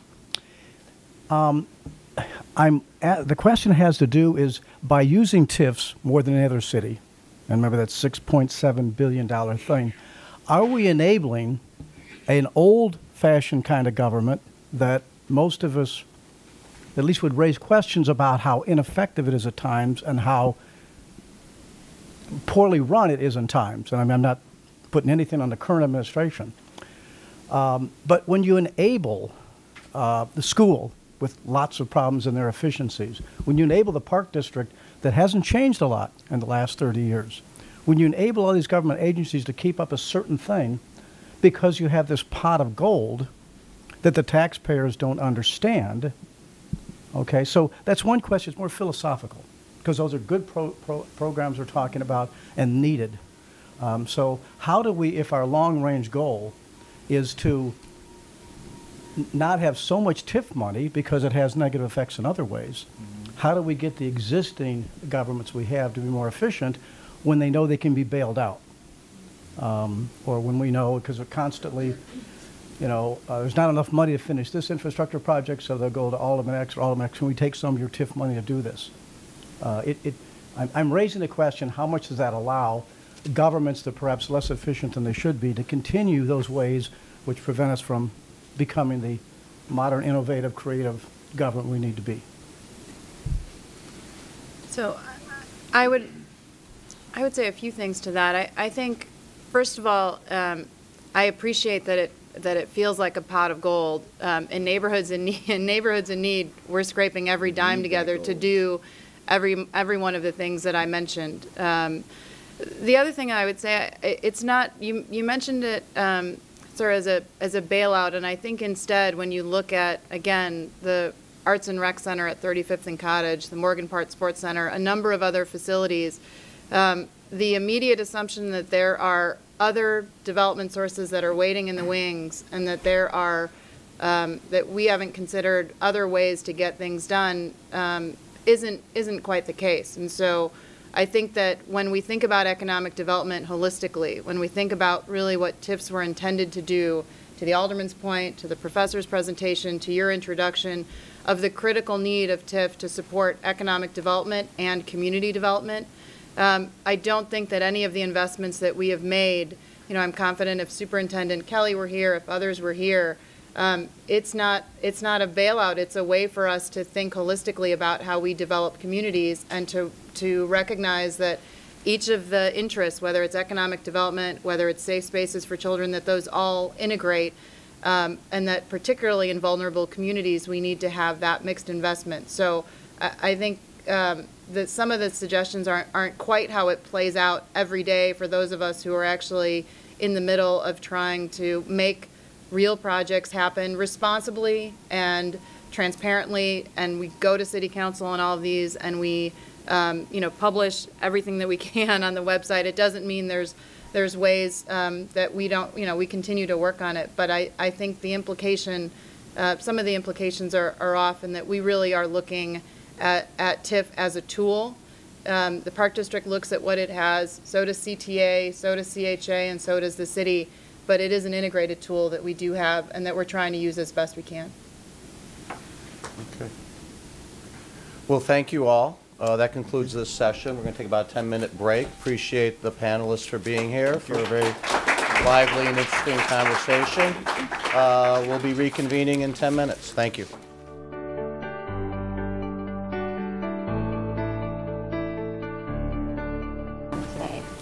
Okay.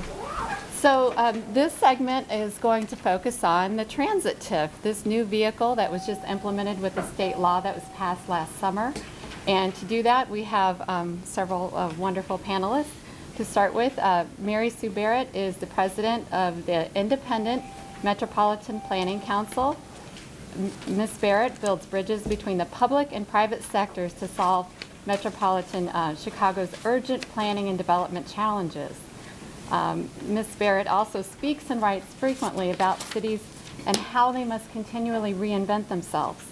Prior to joining the Metropolitan Council, Ms. Barrett served in former Chicago Mayor Richard Daley's administration as Chief of Policy. She is a graduate of Northwestern University and is a steering committee member of World Business Chicago's Plan for Economic Growth and Jobs. Alderman Burnett is presently serving his 6th term as alderman of the 27th Ward on the Near West Side. As alderman, he has an outstanding reputation of treating people fairly and works to achieve balance and fairness in his community. He currently chairs a number of committees, including, he chairs the Pedestrian and Traffic Safety Committee and is a member of 9 other committees, including Housing, Budget and Government Operations, Rules and Ethics, Education and Child Development, Finance, Health, and Environmental Protection, amongst others. Alderman Burnett is a strong advocate for affordable housing in the city of Chicago, and all developments within his ward must have an affordable component. Alderman Wagasback is the alderman, of course, from the 32nd Ward, which includes parts of Bucktown, Logan Square, and Wicker Park. Since his election in 2007, he has been a leading independent voice in the City Council, challenging both the daily and the manual administrations on issues of transparency, finance, public safety, and public education. Since 2015, Alderman Wagasback has served as chair of the 11-member Progressive Reform Caucus and is a co-sponsor of the TIF Back to Basics Ordinance, which would ensure that all TIF redevelopment projects meet both blight and the but-for development test. Jackson Potter is a Chicago Public Schools graduate who began his career as an activist when he led a walkout at the Whitney Young High School in 1995 to push for equitable funding of schools in Illinois. He became a teacher in Inglewood High School and later, along with Al Ramirez, formed CORE, which is the Caucus of Rank and File Educators, in May of 2008, and the Grassroots Education Movement with community organizations shortly after. In 2010, CORE won the general election for leadership of the Chicago's Teachers Union, the 3rd largest teachers local in the country. Jackson currently serves as staff coordinator of CTU. And with that, Mary Sue Barrett of the Metropolitan Planning Council will begin with a presentation, and then we will open it up for a panel discussion of issues related to this transit tip. Good morning, everyone. Good morning. I'm Mary Sue Barrett again, and I'm delighted to join you. I'm just sorry that I wasn't able to be here because of conflicts for your first panel, but just mingling with people in these last minutes, I heard that you've gotten a lot of great information, and I hope to add to that. So my job is to spend a few minutes talking to you about first the landscape that we're in, and then some particulars to arm us with the facts about this Transportation Facility Improvement Act. TFIA is the technical name of this piece of legislation. But I think we have to step back first to ask ourselves, why exactly do we need to be coming up with innovative finance tools? And so I'm grateful to the clerk's office for putting together this forum where we can have these important conversations. Some of you, maybe many of you, are not familiar with Metropolitan Planning Council. So we do this work and have done so since 1934 because there is a pressing need for innovation and new ideas, both homegrown and adapted from other places. And so we are indeed part of a big trend. This is similar to the work that the Metropolitan Planning Council does on many, many fronts. We work on a range of growth and development issues, and what we do is we try to look longer term, not just for the immediate, but solutions that will stand the test of time, recognize but then connect and unlock all of our assets in the region, and then put the sector strengths that we have, community, civic, and business and government, all working together. Of course, when we do this, we all know the results. They're quite remarkable for this region. But we haven't been proactive as we need to be on our infrastructure challenges. As the transportation crossroads of America, this is a problem. So here's a quick snapshot of our state picture of what has happened with investment on transportation. Obviously, costs do not go down on construction, and the revenue, based on the fact that we've had a 19-cent gas tax since 1991. What other cost in your household, what other fee for government has been locked in place and static for that period of time? If we had just indexed that 19-cent state gas tax to inflation, we'd be earning 32 cents a gallon, and we would be in less of a problem than we are today. So other states around the country have figured out ways to come up with a predictable revenue package. Unfortunately, our sorry track record in Illinois is that we have typically done a 5-year capital investment package every 10 years. So that's enormously expensive boom and bust cycles where you build all this capacity and then it kind of goes into hiatus for a while and then you have to build it back up. So that's the environment in which a discussion of these new financing tools happened. And so the Metropolitan Planning Council felt it was important, just like we have a number for our state budget deficit and a number for our state pension problem, to have a number for our state transportation deficit. Here it is. $43 billion deficit over 10 years. We worked with every transportation agency. I'm talking about every mode. So this is roads and bridges. It is transit of all types and throughout the state. It is pedestrian and bike. It is freight. So all of those surface transportation needs that help us navigate our daily lives and also help our economy move. If we were investing at a much more robust rate, we would not be among the slowest growing regions in the country. And that's unfortunately where metropolitan Chicago is stuck. We're, depending on the rankings, 18 of 20 or 20 of 20 metros on growth. And investing in infrastructure is one of the ways that you attract more investment. So this is one of the challenges. And we know Washington and Springfield have not exactly been leaping forward to work with cities and regions on their solutions. So we crunched these numbers, released this information last spring, and I think it's encouraging that while we haven't solved the problem, we have at least agreement on the scale of the problem. So all of the transportation agencies, we worked with them and they have confirmed these numbers. And this is just a quick snapshot about how it would be divided up based on the current needs. So this is again over 10 years. Of course, with anything this massive, there's a ramp up. In the past, most proposals have been in the $1 billion a year, maybe $2 billion a year. And again, you see this debate changing because of the education that's underway.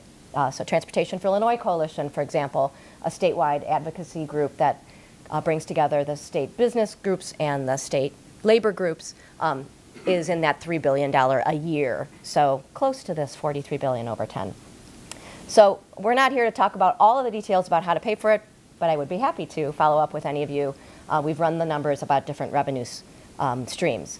Even if we do this, there are tremendous transportation needs that remain unfunded. So that's why we have to simultaneously work on these public investments and innovative solutions for tools that we lack. So now I'm going to switch gears and talk a little bit about the facts of the Transportation Facility Improvement Act, which the Metropolitan Planning Council worked on for 3 legislative cycles until it was passed at the end of June last year. And like all complicated things, it went through lots of iterations. So first it was for any transportation improvement statewide, then it was just for transit, then it was just for 4 projects in Chicago. So here's a graphic that our colleagues at the Chicago Metropolitan Agency for Planning put together that I think is really useful. The one on the top is the way a typical TIF rather works, where you see the green being the tax increment component stop at the 23-year mark, and then the increased proceeds obviously go to all of the taxing bodies. And then you see the TFIA on the bottom. And I'll explain it in a minute, but a word first on terminology. Because, because different ways of referring to things can cause confusion, the anecdotal way that many people have been referring to this is a transit TIF. I would say that that's actually been a source of some of the challenges. I know that this is a TIF forum today, but I would argue that the TFIA authorizing language is more like a special service area or a business improvement district than it is a tax increment financing district. So it is a tool not to deal with blight, but to fund infrastructure. It is a Transportation Facility Improvement Act. So it's not about the broader community development the way so many of the other projects that we talk about. It is specifically for funding transportation. These tools have also been used in other places, some of the bigger projects that I've had the chance to see the results of, San Francisco, the Trans-Bay Terminal, Denver, Union Station, Atlanta, the Beltline. So those are some of our cities that we are often in competition with, they have been able to access tools like this. So the key components that I think are very important to keep in mind as we move into hearing from the other panelists and the rest of the discussion is that it was very important that the Chicago Public Schools be carved out. So the yellow slice here is the Board of Education. So it is not included in this TFIA, and it benefits from the incremental strengthening of that market. There is no blight requirement, again, because it's not about the motivation of a TIF, it's the motivation of making a transportation investment happen. And it's up to 35 years. In this case, because the legislation authorizes 4 projects, but so far we've utilized it for 1, the red purple line modernization for the CTA.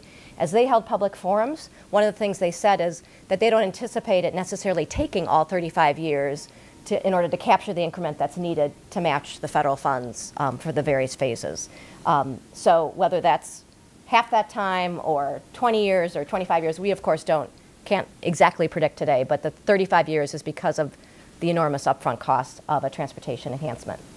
And so the state legislation passed last June authorizes 4 projects. The one that we know more about, the red purple line modernization, which of course is for a segment of the North Red Line. The Red Line South was already reconstructed using other funding tools earlier, and I was very pleased to see that the current ridership of since the rebuild of the South Red Line is up 20%. So this really shows that when you give people better service, they'll flock to it. So that's encouraging. Today, the red line, the total red line from Howard to 95th, carries 34% of the CTA's total rail passengers. So it's a really heavily traveled line. That's 220,000 daily rides on the red line. In addition to that particular project, the other projects that this tool is today authorized for is the Blue Line, Eisenhower West, and the Red Line South extension and Union Station itself, which I won't go into any detail about those projects, but those are all very urgent and pressing problems, which it's good to have a tool that we can use if we need it.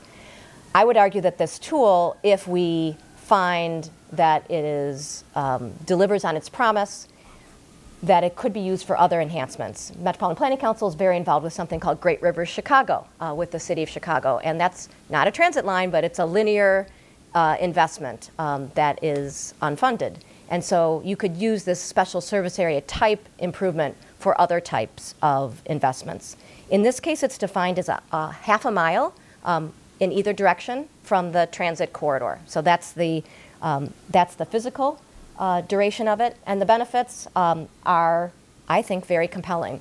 We already lost 1 fiscal cycle prior to the passage of this bill where we were, we had a project, the red purple line modernization, that was eligible but lacked any source for state or local match.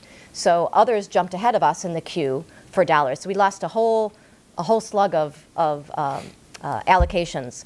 And that was part of what I think unlocked the support in Springfield, because we all hate it when there's money that we could get and we send it to other places. So 1.1 billion is what this tool and its passage by the City Council, first by General Assembly, then by the City Council in November, unlocked. And it wasn't a last-minute kind of end of Obama administration. This has been worked on for so many years.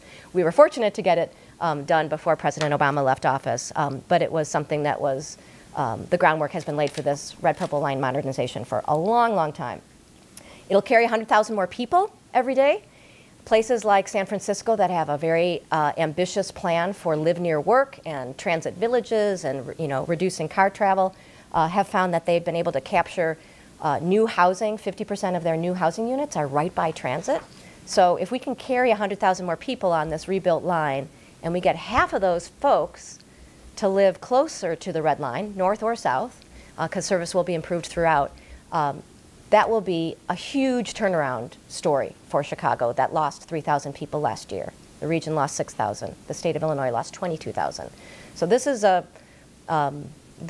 critical investment, and we have to understand it both for the neighborhood perspective, but also from the city and an economic development perspective.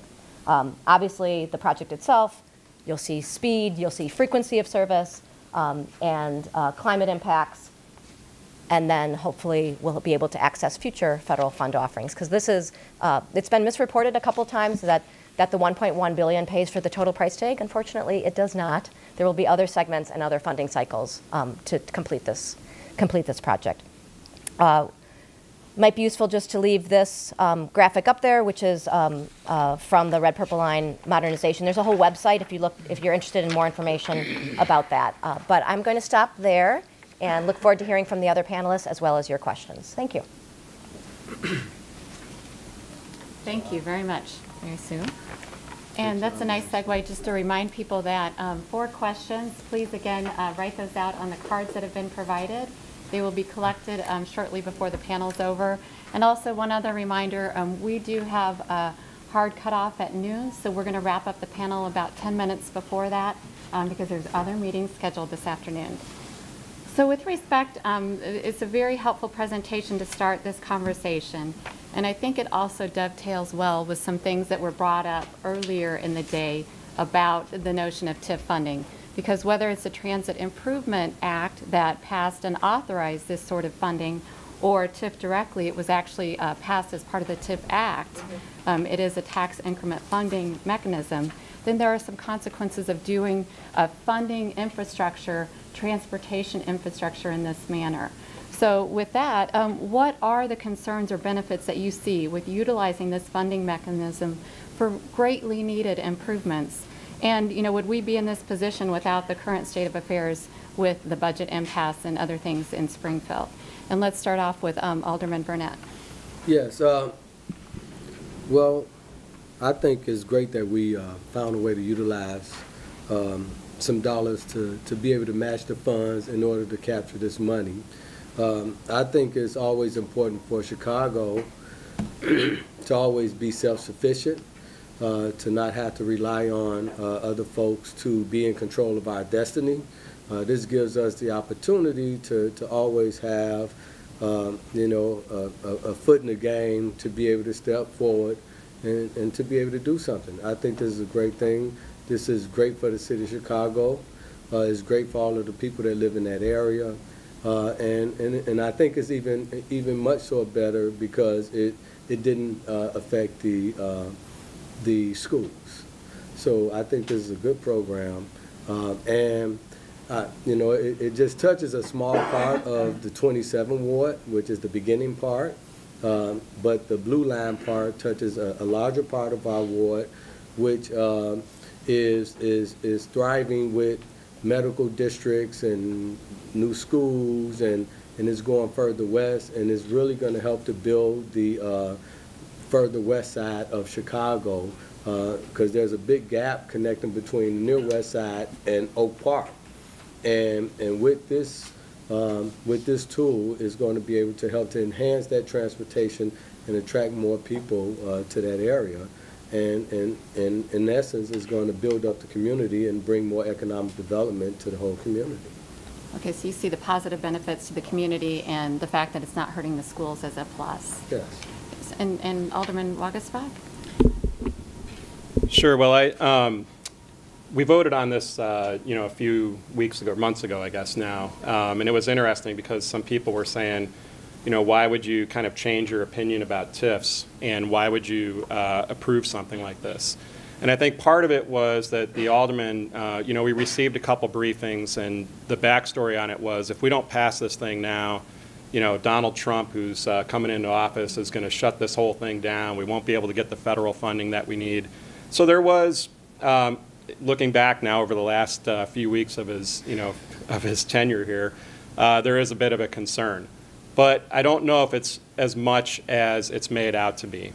There is no U.S. president who's going to say we're going to completely stop infrastructure spending in the United States. And if you recall the other night, he did say we're going to look at really spending a lot of money, and they're going to have to figure out how to do an infrastructure bill for our bridges, our rail, and all our transportation modes, even here in Chicago.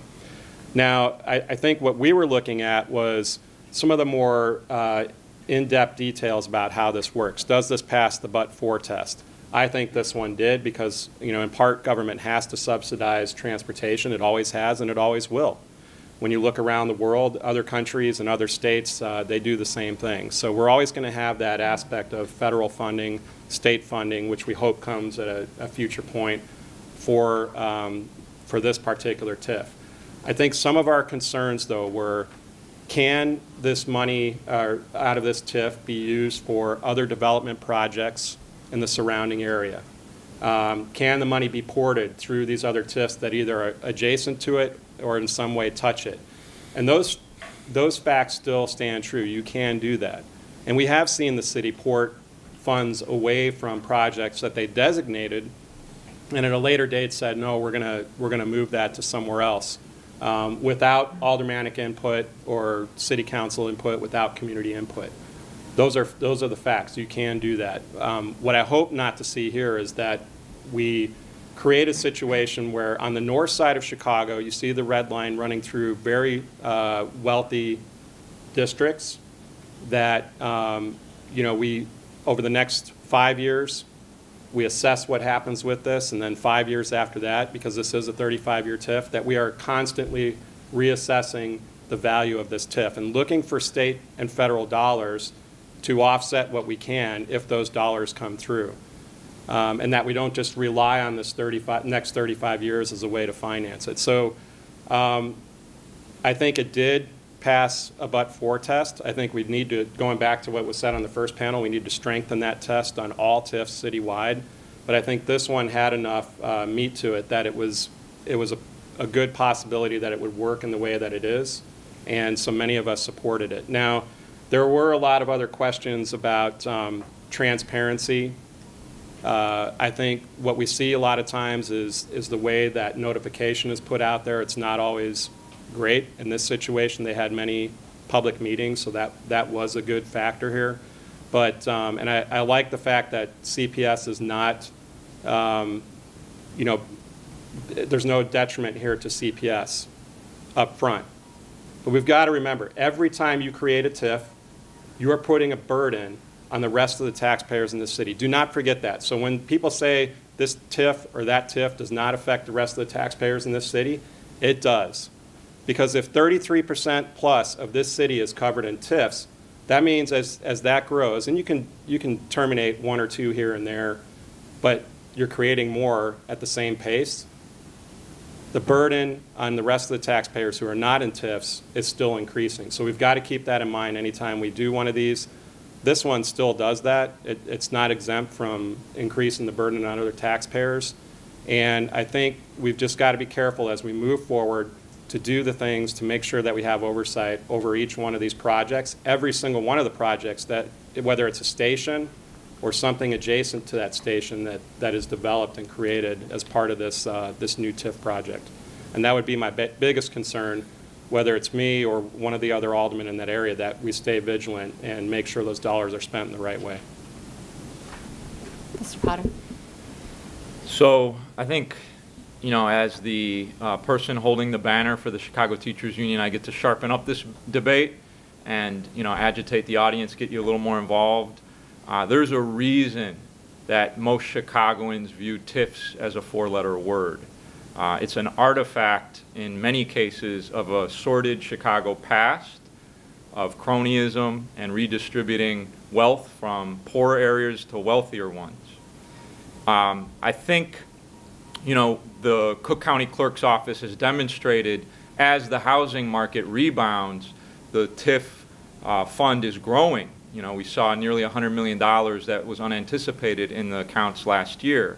And it's an irony that at the same time you see our state and city budgets, you know, on the verge of collapse. You have greater austerity and scarcity in terms of social services and schools.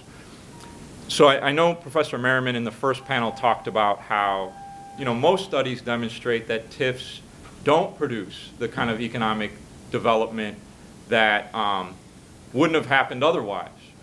So it begs the question, you know, I think this TIF's a little different, I'll get into that. Do trees in neighborhoods, do subsidies to wealthy developers, does a river walk, you know, do pop-up stores, makes sense when you have a city calling for the suspension of 1 month of school in order to close a budget deficit. Are those really the priorities we should be focusing upon?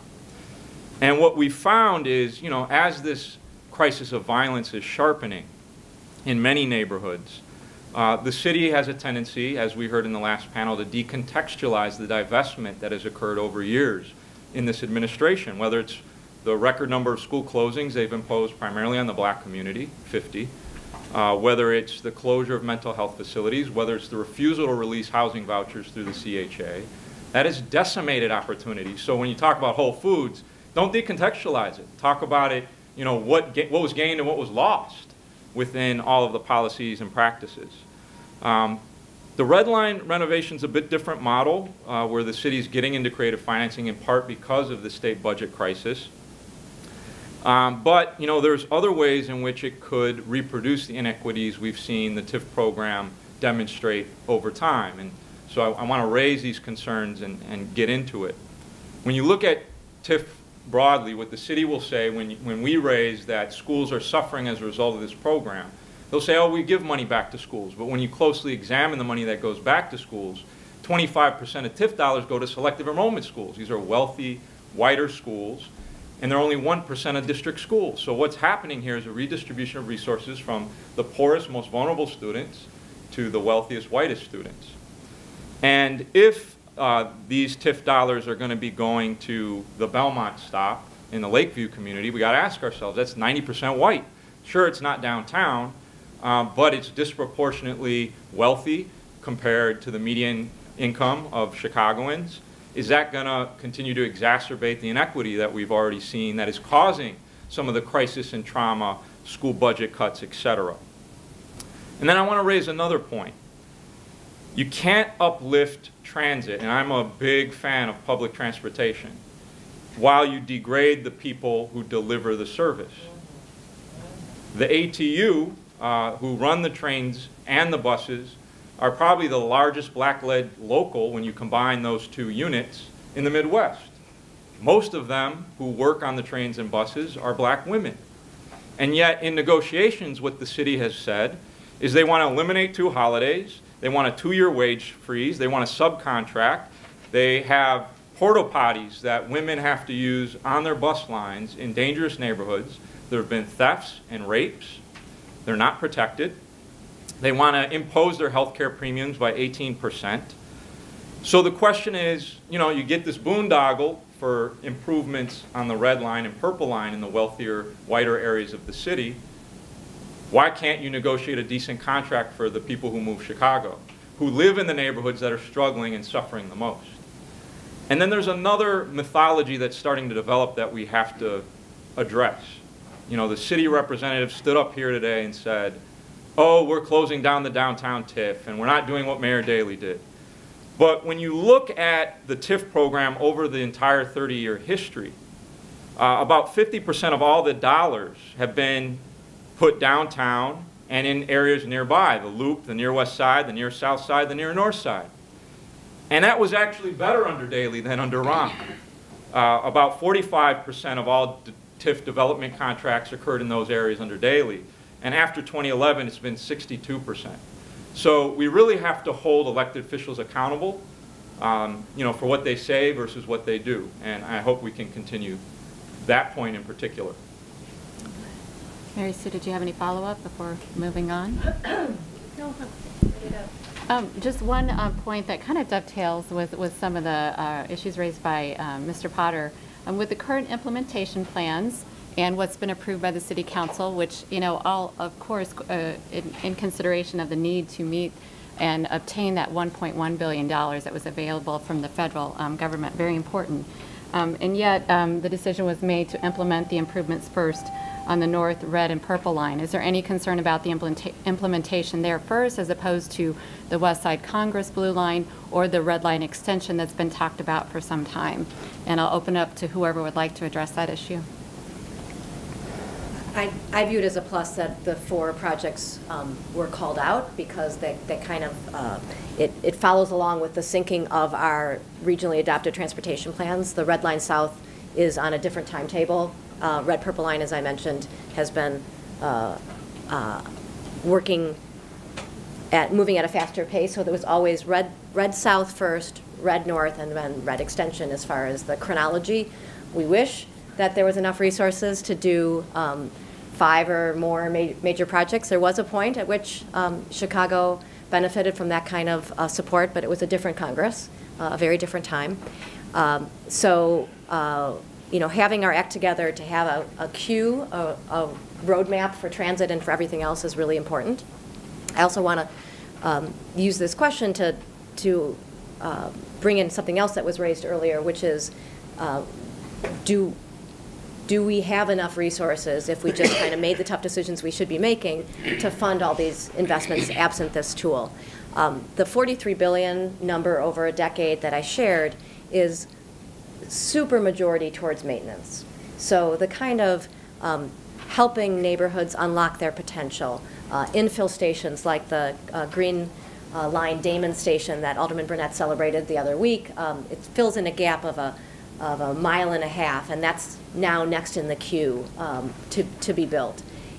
You know, these are enhancements, and that's exactly where the squeeze is the tightest. So I think we need both the public investment in the traditional way that we're used to, congressional support. I wish President Trump's reiteration of the $1 trillion reference in his State of the Union was something that was real dollars. I suspect it is not. I think it's going to be a lot of financing assistance as opposed to direct assistance, and so it kind of undergirds the need for innovative tools here, because of the self-help theme that Alderman Burnett introduced. It's really critically important. Places like Los Angeles came up with a dramatic plan. They called it their 30-10 plan. So they looked at 30 years of initiatives, and they came up with tools to do it within 10 years in order to deliver the kind of jolt to the economy that will open up opportunities, that will allow you to negotiate good contracts, that will allow you to invest in land that is vacant. I mean, we know that there are enormous challenges. A community like Pullman, which we celebrated at an event at MPC yesterday, has been the beneficiary of about a decade of coordinated investments. We haven't been able to do that as a city in many, many other places. When we do, the numbers in Pullman are showing leaps ahead of their surrounding communities on educational attainment, on employment, on crime statistics, et cetera. So it really does work to take a coordinated investment. This red purple line modernization that's first is first because that was part of our long-term regional plan. It does not mean it's going to eclipse any other project that's really important. And I also want to emphasize that these improvements to get through the pinch point at the junction just north of Belmont, speed service throughout the entire line from 95th to Howard. And I think, of course, I would love to see the blue line get done first, right? But and you know, of course, aldermen are always very selfish about their areas. But also, I think it's fair that they've done the south end of the red line. I think it's only fair that you do the north end of the red line. I think because folks have money don't mean that they should be neglected because they live in the area, because they have money. They are citizens of the city too. And we did take care of the folks who may not have as much money first, right? So I think it's fair to go and do the folks who have a little more money also, because they both need the same services, and it's just going to enhance the line. But at the same time, on both ends, what it brings is the potential for a lot more economic development to the city, where you have more people wanting to move to the area because they will have sufficient transportation to get to and fro to work, whether it's from the south side and or whether it's from the north side. So we have to feed off of everyone, the rich and the poor, in order to make our economy better. So like in my ward, I have a diverse ward. I can't just take care of the poor part of my ward. I have to take care of the rich part of my ward too. They're my constituents also. They vote, they pay taxes. You know, I can't discriminate against them because they have more money. I have to take care of them also. But the blue line, which is very imperative. I mean, we're actually using TIF money to fix up the blue line on Damon at the medical district spot. But going further west, it would benefit East Garfield Park, West Garfield Park. If you put those, if you enhance those stops over there, because if you look at the west side is surrounded by a U of economic development all around it, booming real estate all around the west side. And it's in a U from the medical district on the north, on the south to Humboldt Park on the north to the West Loop on the east. If you can make it where you can fill in that U, you can bring economic development and stability to the whole community. And what I've seen, and I know everybody tend to rap on these TIFs, and I've been blessed to have dealt with these TIFs for 21 years. And people kind of hate on like the north side and the west loop, but I remember when it was Cabrini Green. I remember when we didn't have anything. I remember we didn't have the money to tear down the buildings and we needed TIF money in order to do the infrastructure work to get them down. Then everybody else wanted to move over there to build their houses. I remember when the West Loop, when the West Loop was Skid Row.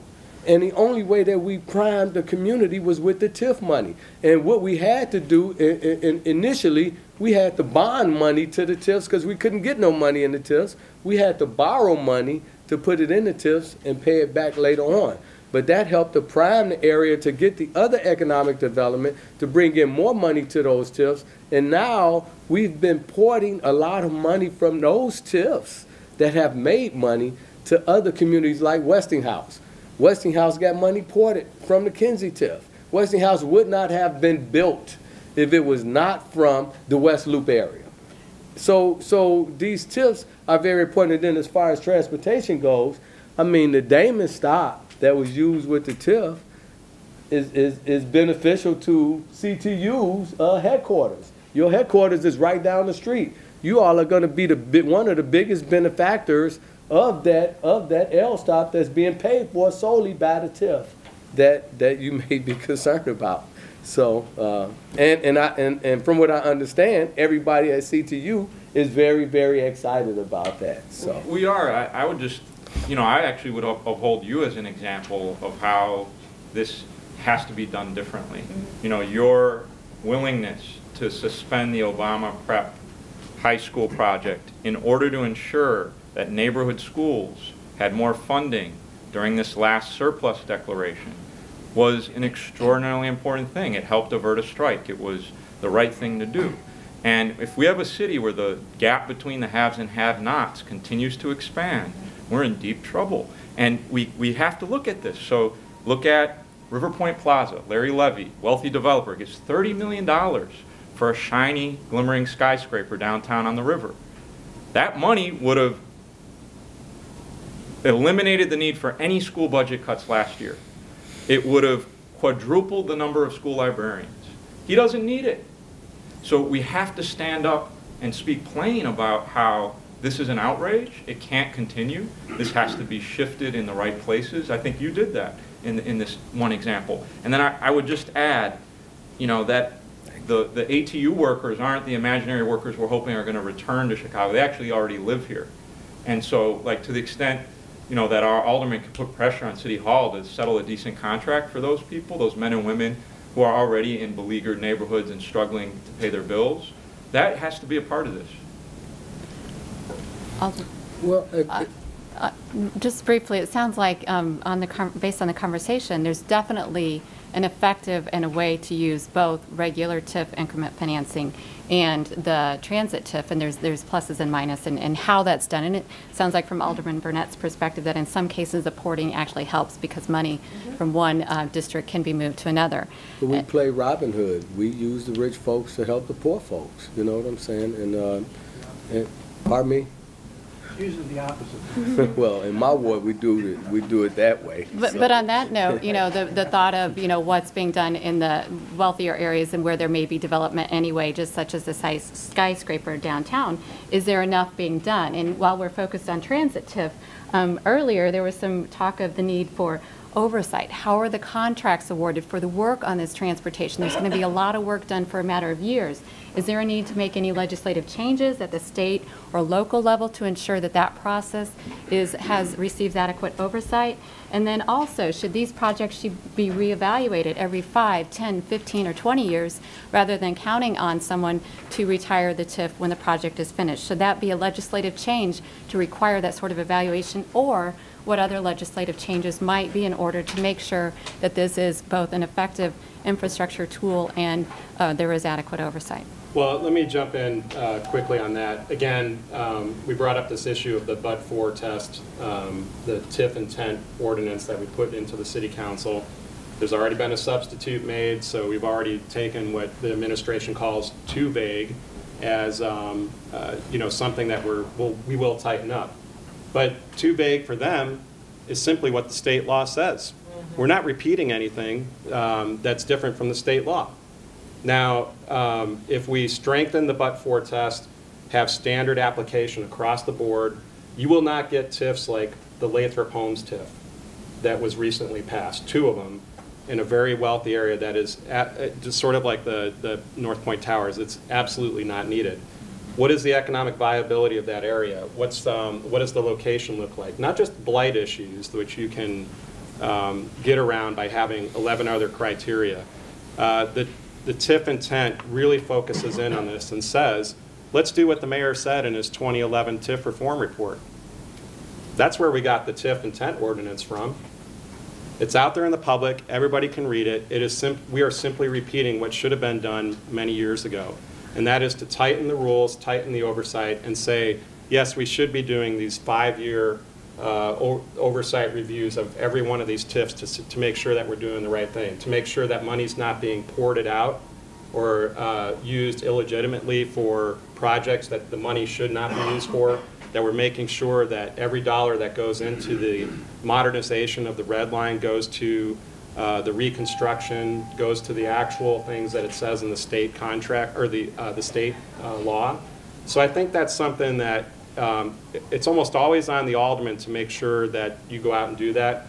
I'm happy that there's more and more people just learning about TIF to say, you know, we're going to go out there and review these as well, because we see what's happening out there. And for us, I think making sure that we have these standard tests in place, that we tighten them, is the most important aspect of this. So when I hear, you know, in city council, this happens quite often, where you know, we're kind of told, like, look, you don't have to worry about any of that stuff. But when you ask for instance, that question that came up earlier, where's the surplus? And you hear somebody say, well, that's confidential attorney-client privilege. Well, that is the exact opposite of what the intent of this reform is about. It's the exact opposite of what the state law says and what our city laws say. So it's a frustration that I think a lot of aldermen feel. And when you get this pushback that says, don't worry about it, we've got it covered, it's very disconcerting to see that. Now, I think, again, going back to this red line TIF, this was well vetted. MPC, I think you guys worked on it well over 2 years, maybe actually 3 cycles, yeah. 3 cycles. So we saw some of those changes coming through, and I think it made it a little bit more palatable, because within that context, it has to be focused on those particular red line projects. We were very specific in our questions, in our briefings, saying this cannot go to a new TOD development, can it? Transit-oriented development. The commissioner said no, and we asked again in a different way, probably 3 times, to make sure that the commitment from the administration is that this money will go to infrastructure and not to these private developments alongside the red line improvement or the blue line. Now, this is specific to the red line. I can't speak for the blue line. But that's what we want to see. We want to see very specific details, written documents that are signed off on that say this will not go for something that it shouldn't. Because I can guarantee you, money does port. Money goes to projects that we're told one thing where it's supposed to go, and it goes to somewhere else. And that's a proven fact. So I would just say that everybody has to stay vigilant, that we push for this TIF intent ordinance to pass, and that we increase the but-for test and make sure that the oversight every 5 years and in between is more robust than it ever has been. You know, if I may comment, as you know, and I commend both my aldermen and colleagues in the Progressive Caucus, and I commend Alderman Munoz for saying it's something that we need to work on, continue to work on, and had a dialogue about. You know, some of the ordinance touch some of the things in my ward that because they're conservation areas that I'm concerned about. One of the things that a lot of people tend to forget about is that, you know, like in Cabrini Green, we tore down Cabrini Green. It enhanced that neighborhood tremendously, and now it's going up, but we still have the CHA property there. I still have plots of land that I still need to be redeveloped, right?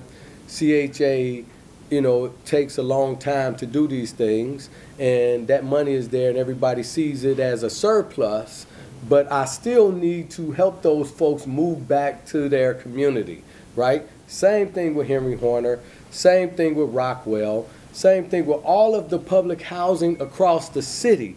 If we don't have this TIF to help to supplement those developments, it won't happen because the developers and CHA don't have enough money to do everything. You know, people, and the challenge is CHA takes a long time. This new administrator has been moving a lot quicker, thank God, but it's been, I mean, my folks, we tore down Cabrini Green almost 20 years ago. You know, 20 years people are in limbo waiting to come home. And I cannot allow for all of the money to just go away when I'm trying to get these people back. So I'm going to continue to fight to make sure that money stays in place, you know, so that those folks can have an opportunity to come home and we can continue to build replacement housing. That's the commitment I made to those folks when they tore down those projects, that we're going to build replacement housing for you. And people tend to forget about those folks. And I'm talking about not just in my ward, but all over the city of Chicago, and all of them are in TIFs.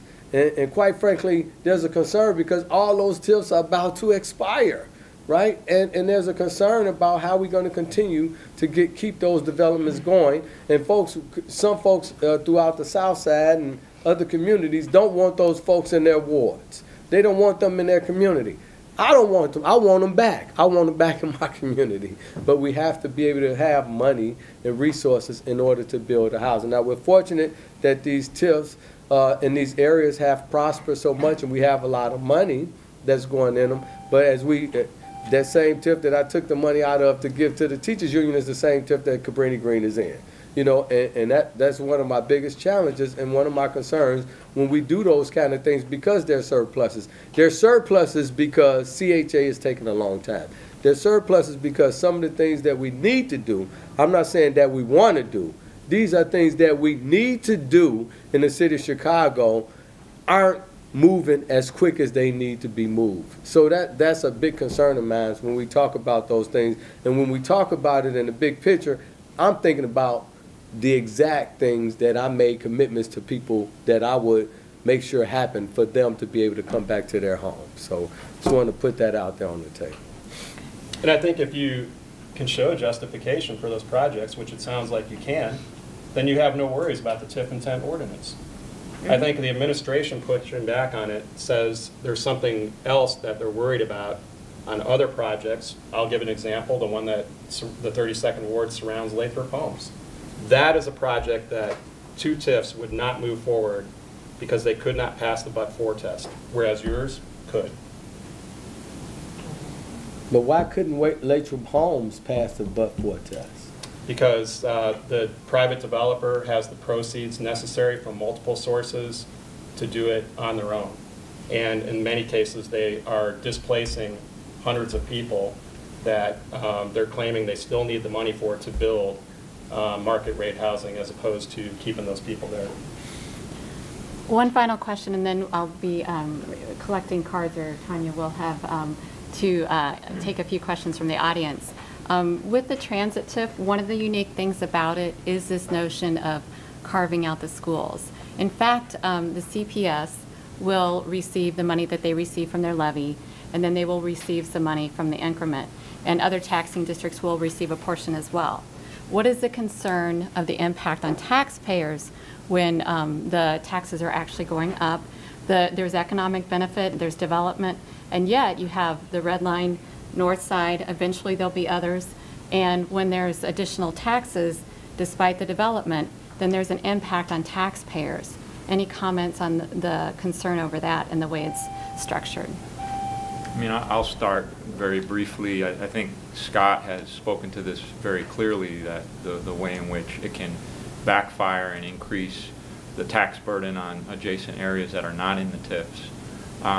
You know, I think for us, it's also a concern when you have basic distribution to a taxing body from the property tax base. That's a much more equitable way to ensure that school funding is done across the system, rather than, you know, one community gets to opt out and pull their funding away from the greater interest, you know, and the vast majority of Black and Latino students in low-income areas who depend on the public schools. So I think, you know, this model is good in the sense that it maintains those resources in the schools, but we should be wary that it's used as sort of a bait and switch to obscure the fact that every other TIF doesn't do that.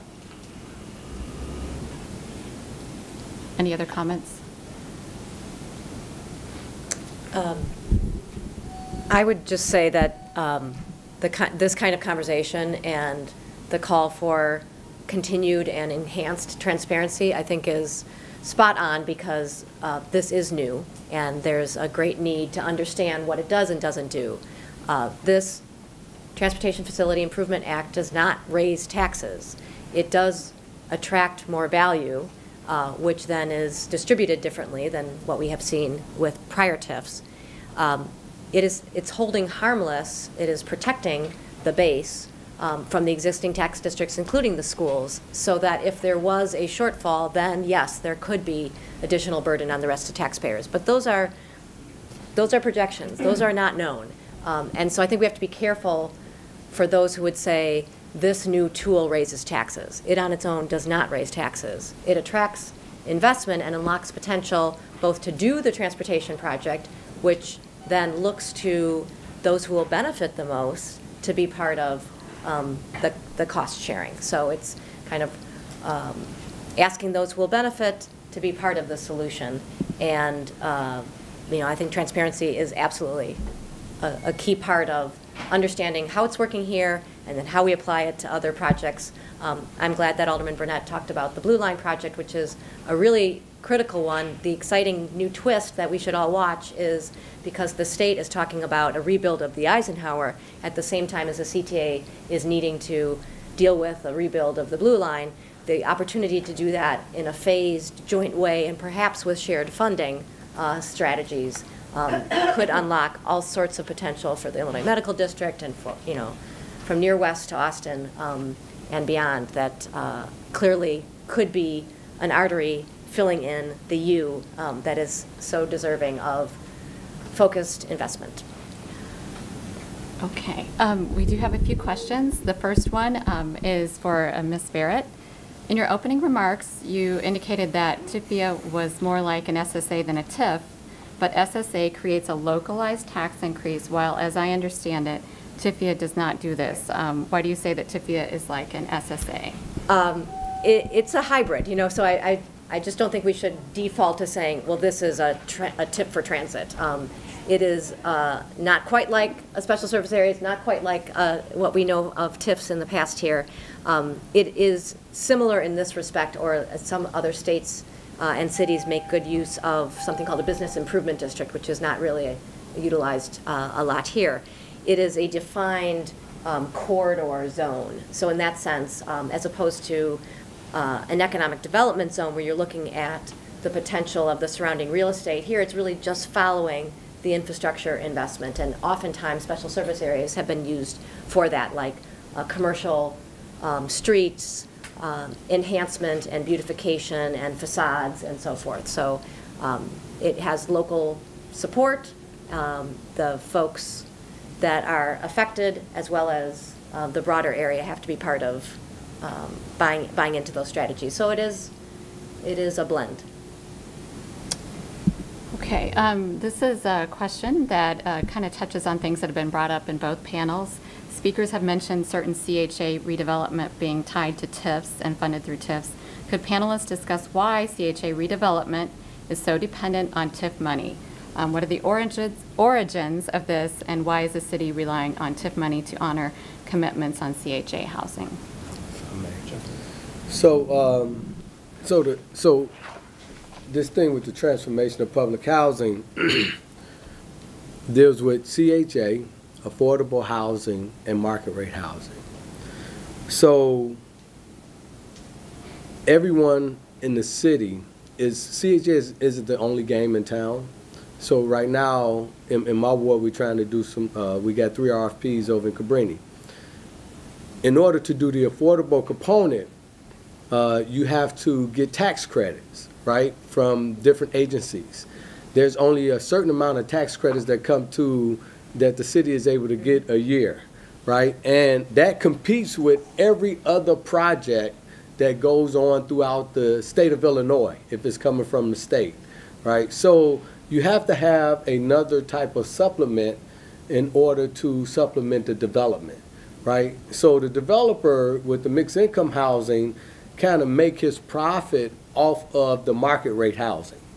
With the affordable housing and the CHA housing, he gets some money from CHA, but then with the affordable housing, he has to either get tax credits and or TIF money in order to make it happen. What we utilize the TIF for, because with this redevelopment on CHA's property, we have to put in whole new streets, whole new lights, everything, because the whole platform of the area changes when you do a new development. So what the TIF portion of the money does is basically deals with the infrastructure. It deals with the sewage, it deals with the streets, it deals with the sidewalks and the lights and all of those things. So that's basically somewhat what a lot of it is being used for.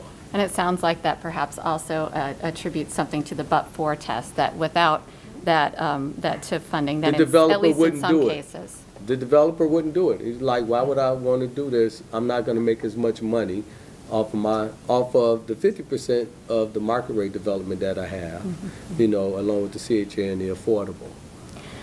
Okay. And if I could touch on that, I think he offers a good alternative to what I see in some of my areas, where we have very dense areas, we have development that is done on a consistent basis without any need for city funding or any other types of incentives.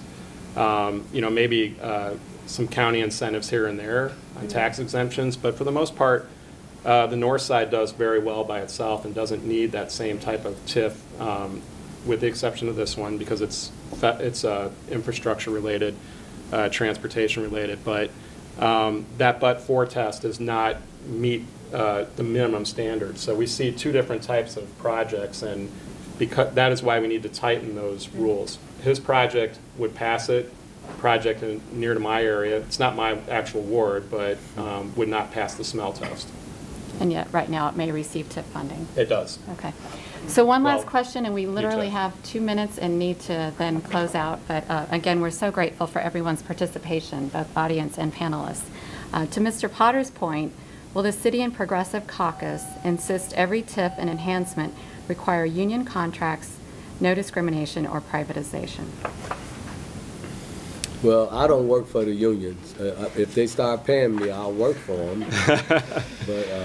But I think maybe I work for the citizens. Maybe Jackson. Yeah, maybe Jackson could answer that. But I think we work for everybody in the city, and I think that's what the Progressive Caucus tries to look at. Whether we're trying to assist people out at the airport to make sure they're not getting, you know, essentially mishandled by not only the administration, the aviation folks, and the businesses out there that have the contracts that are stealing wages.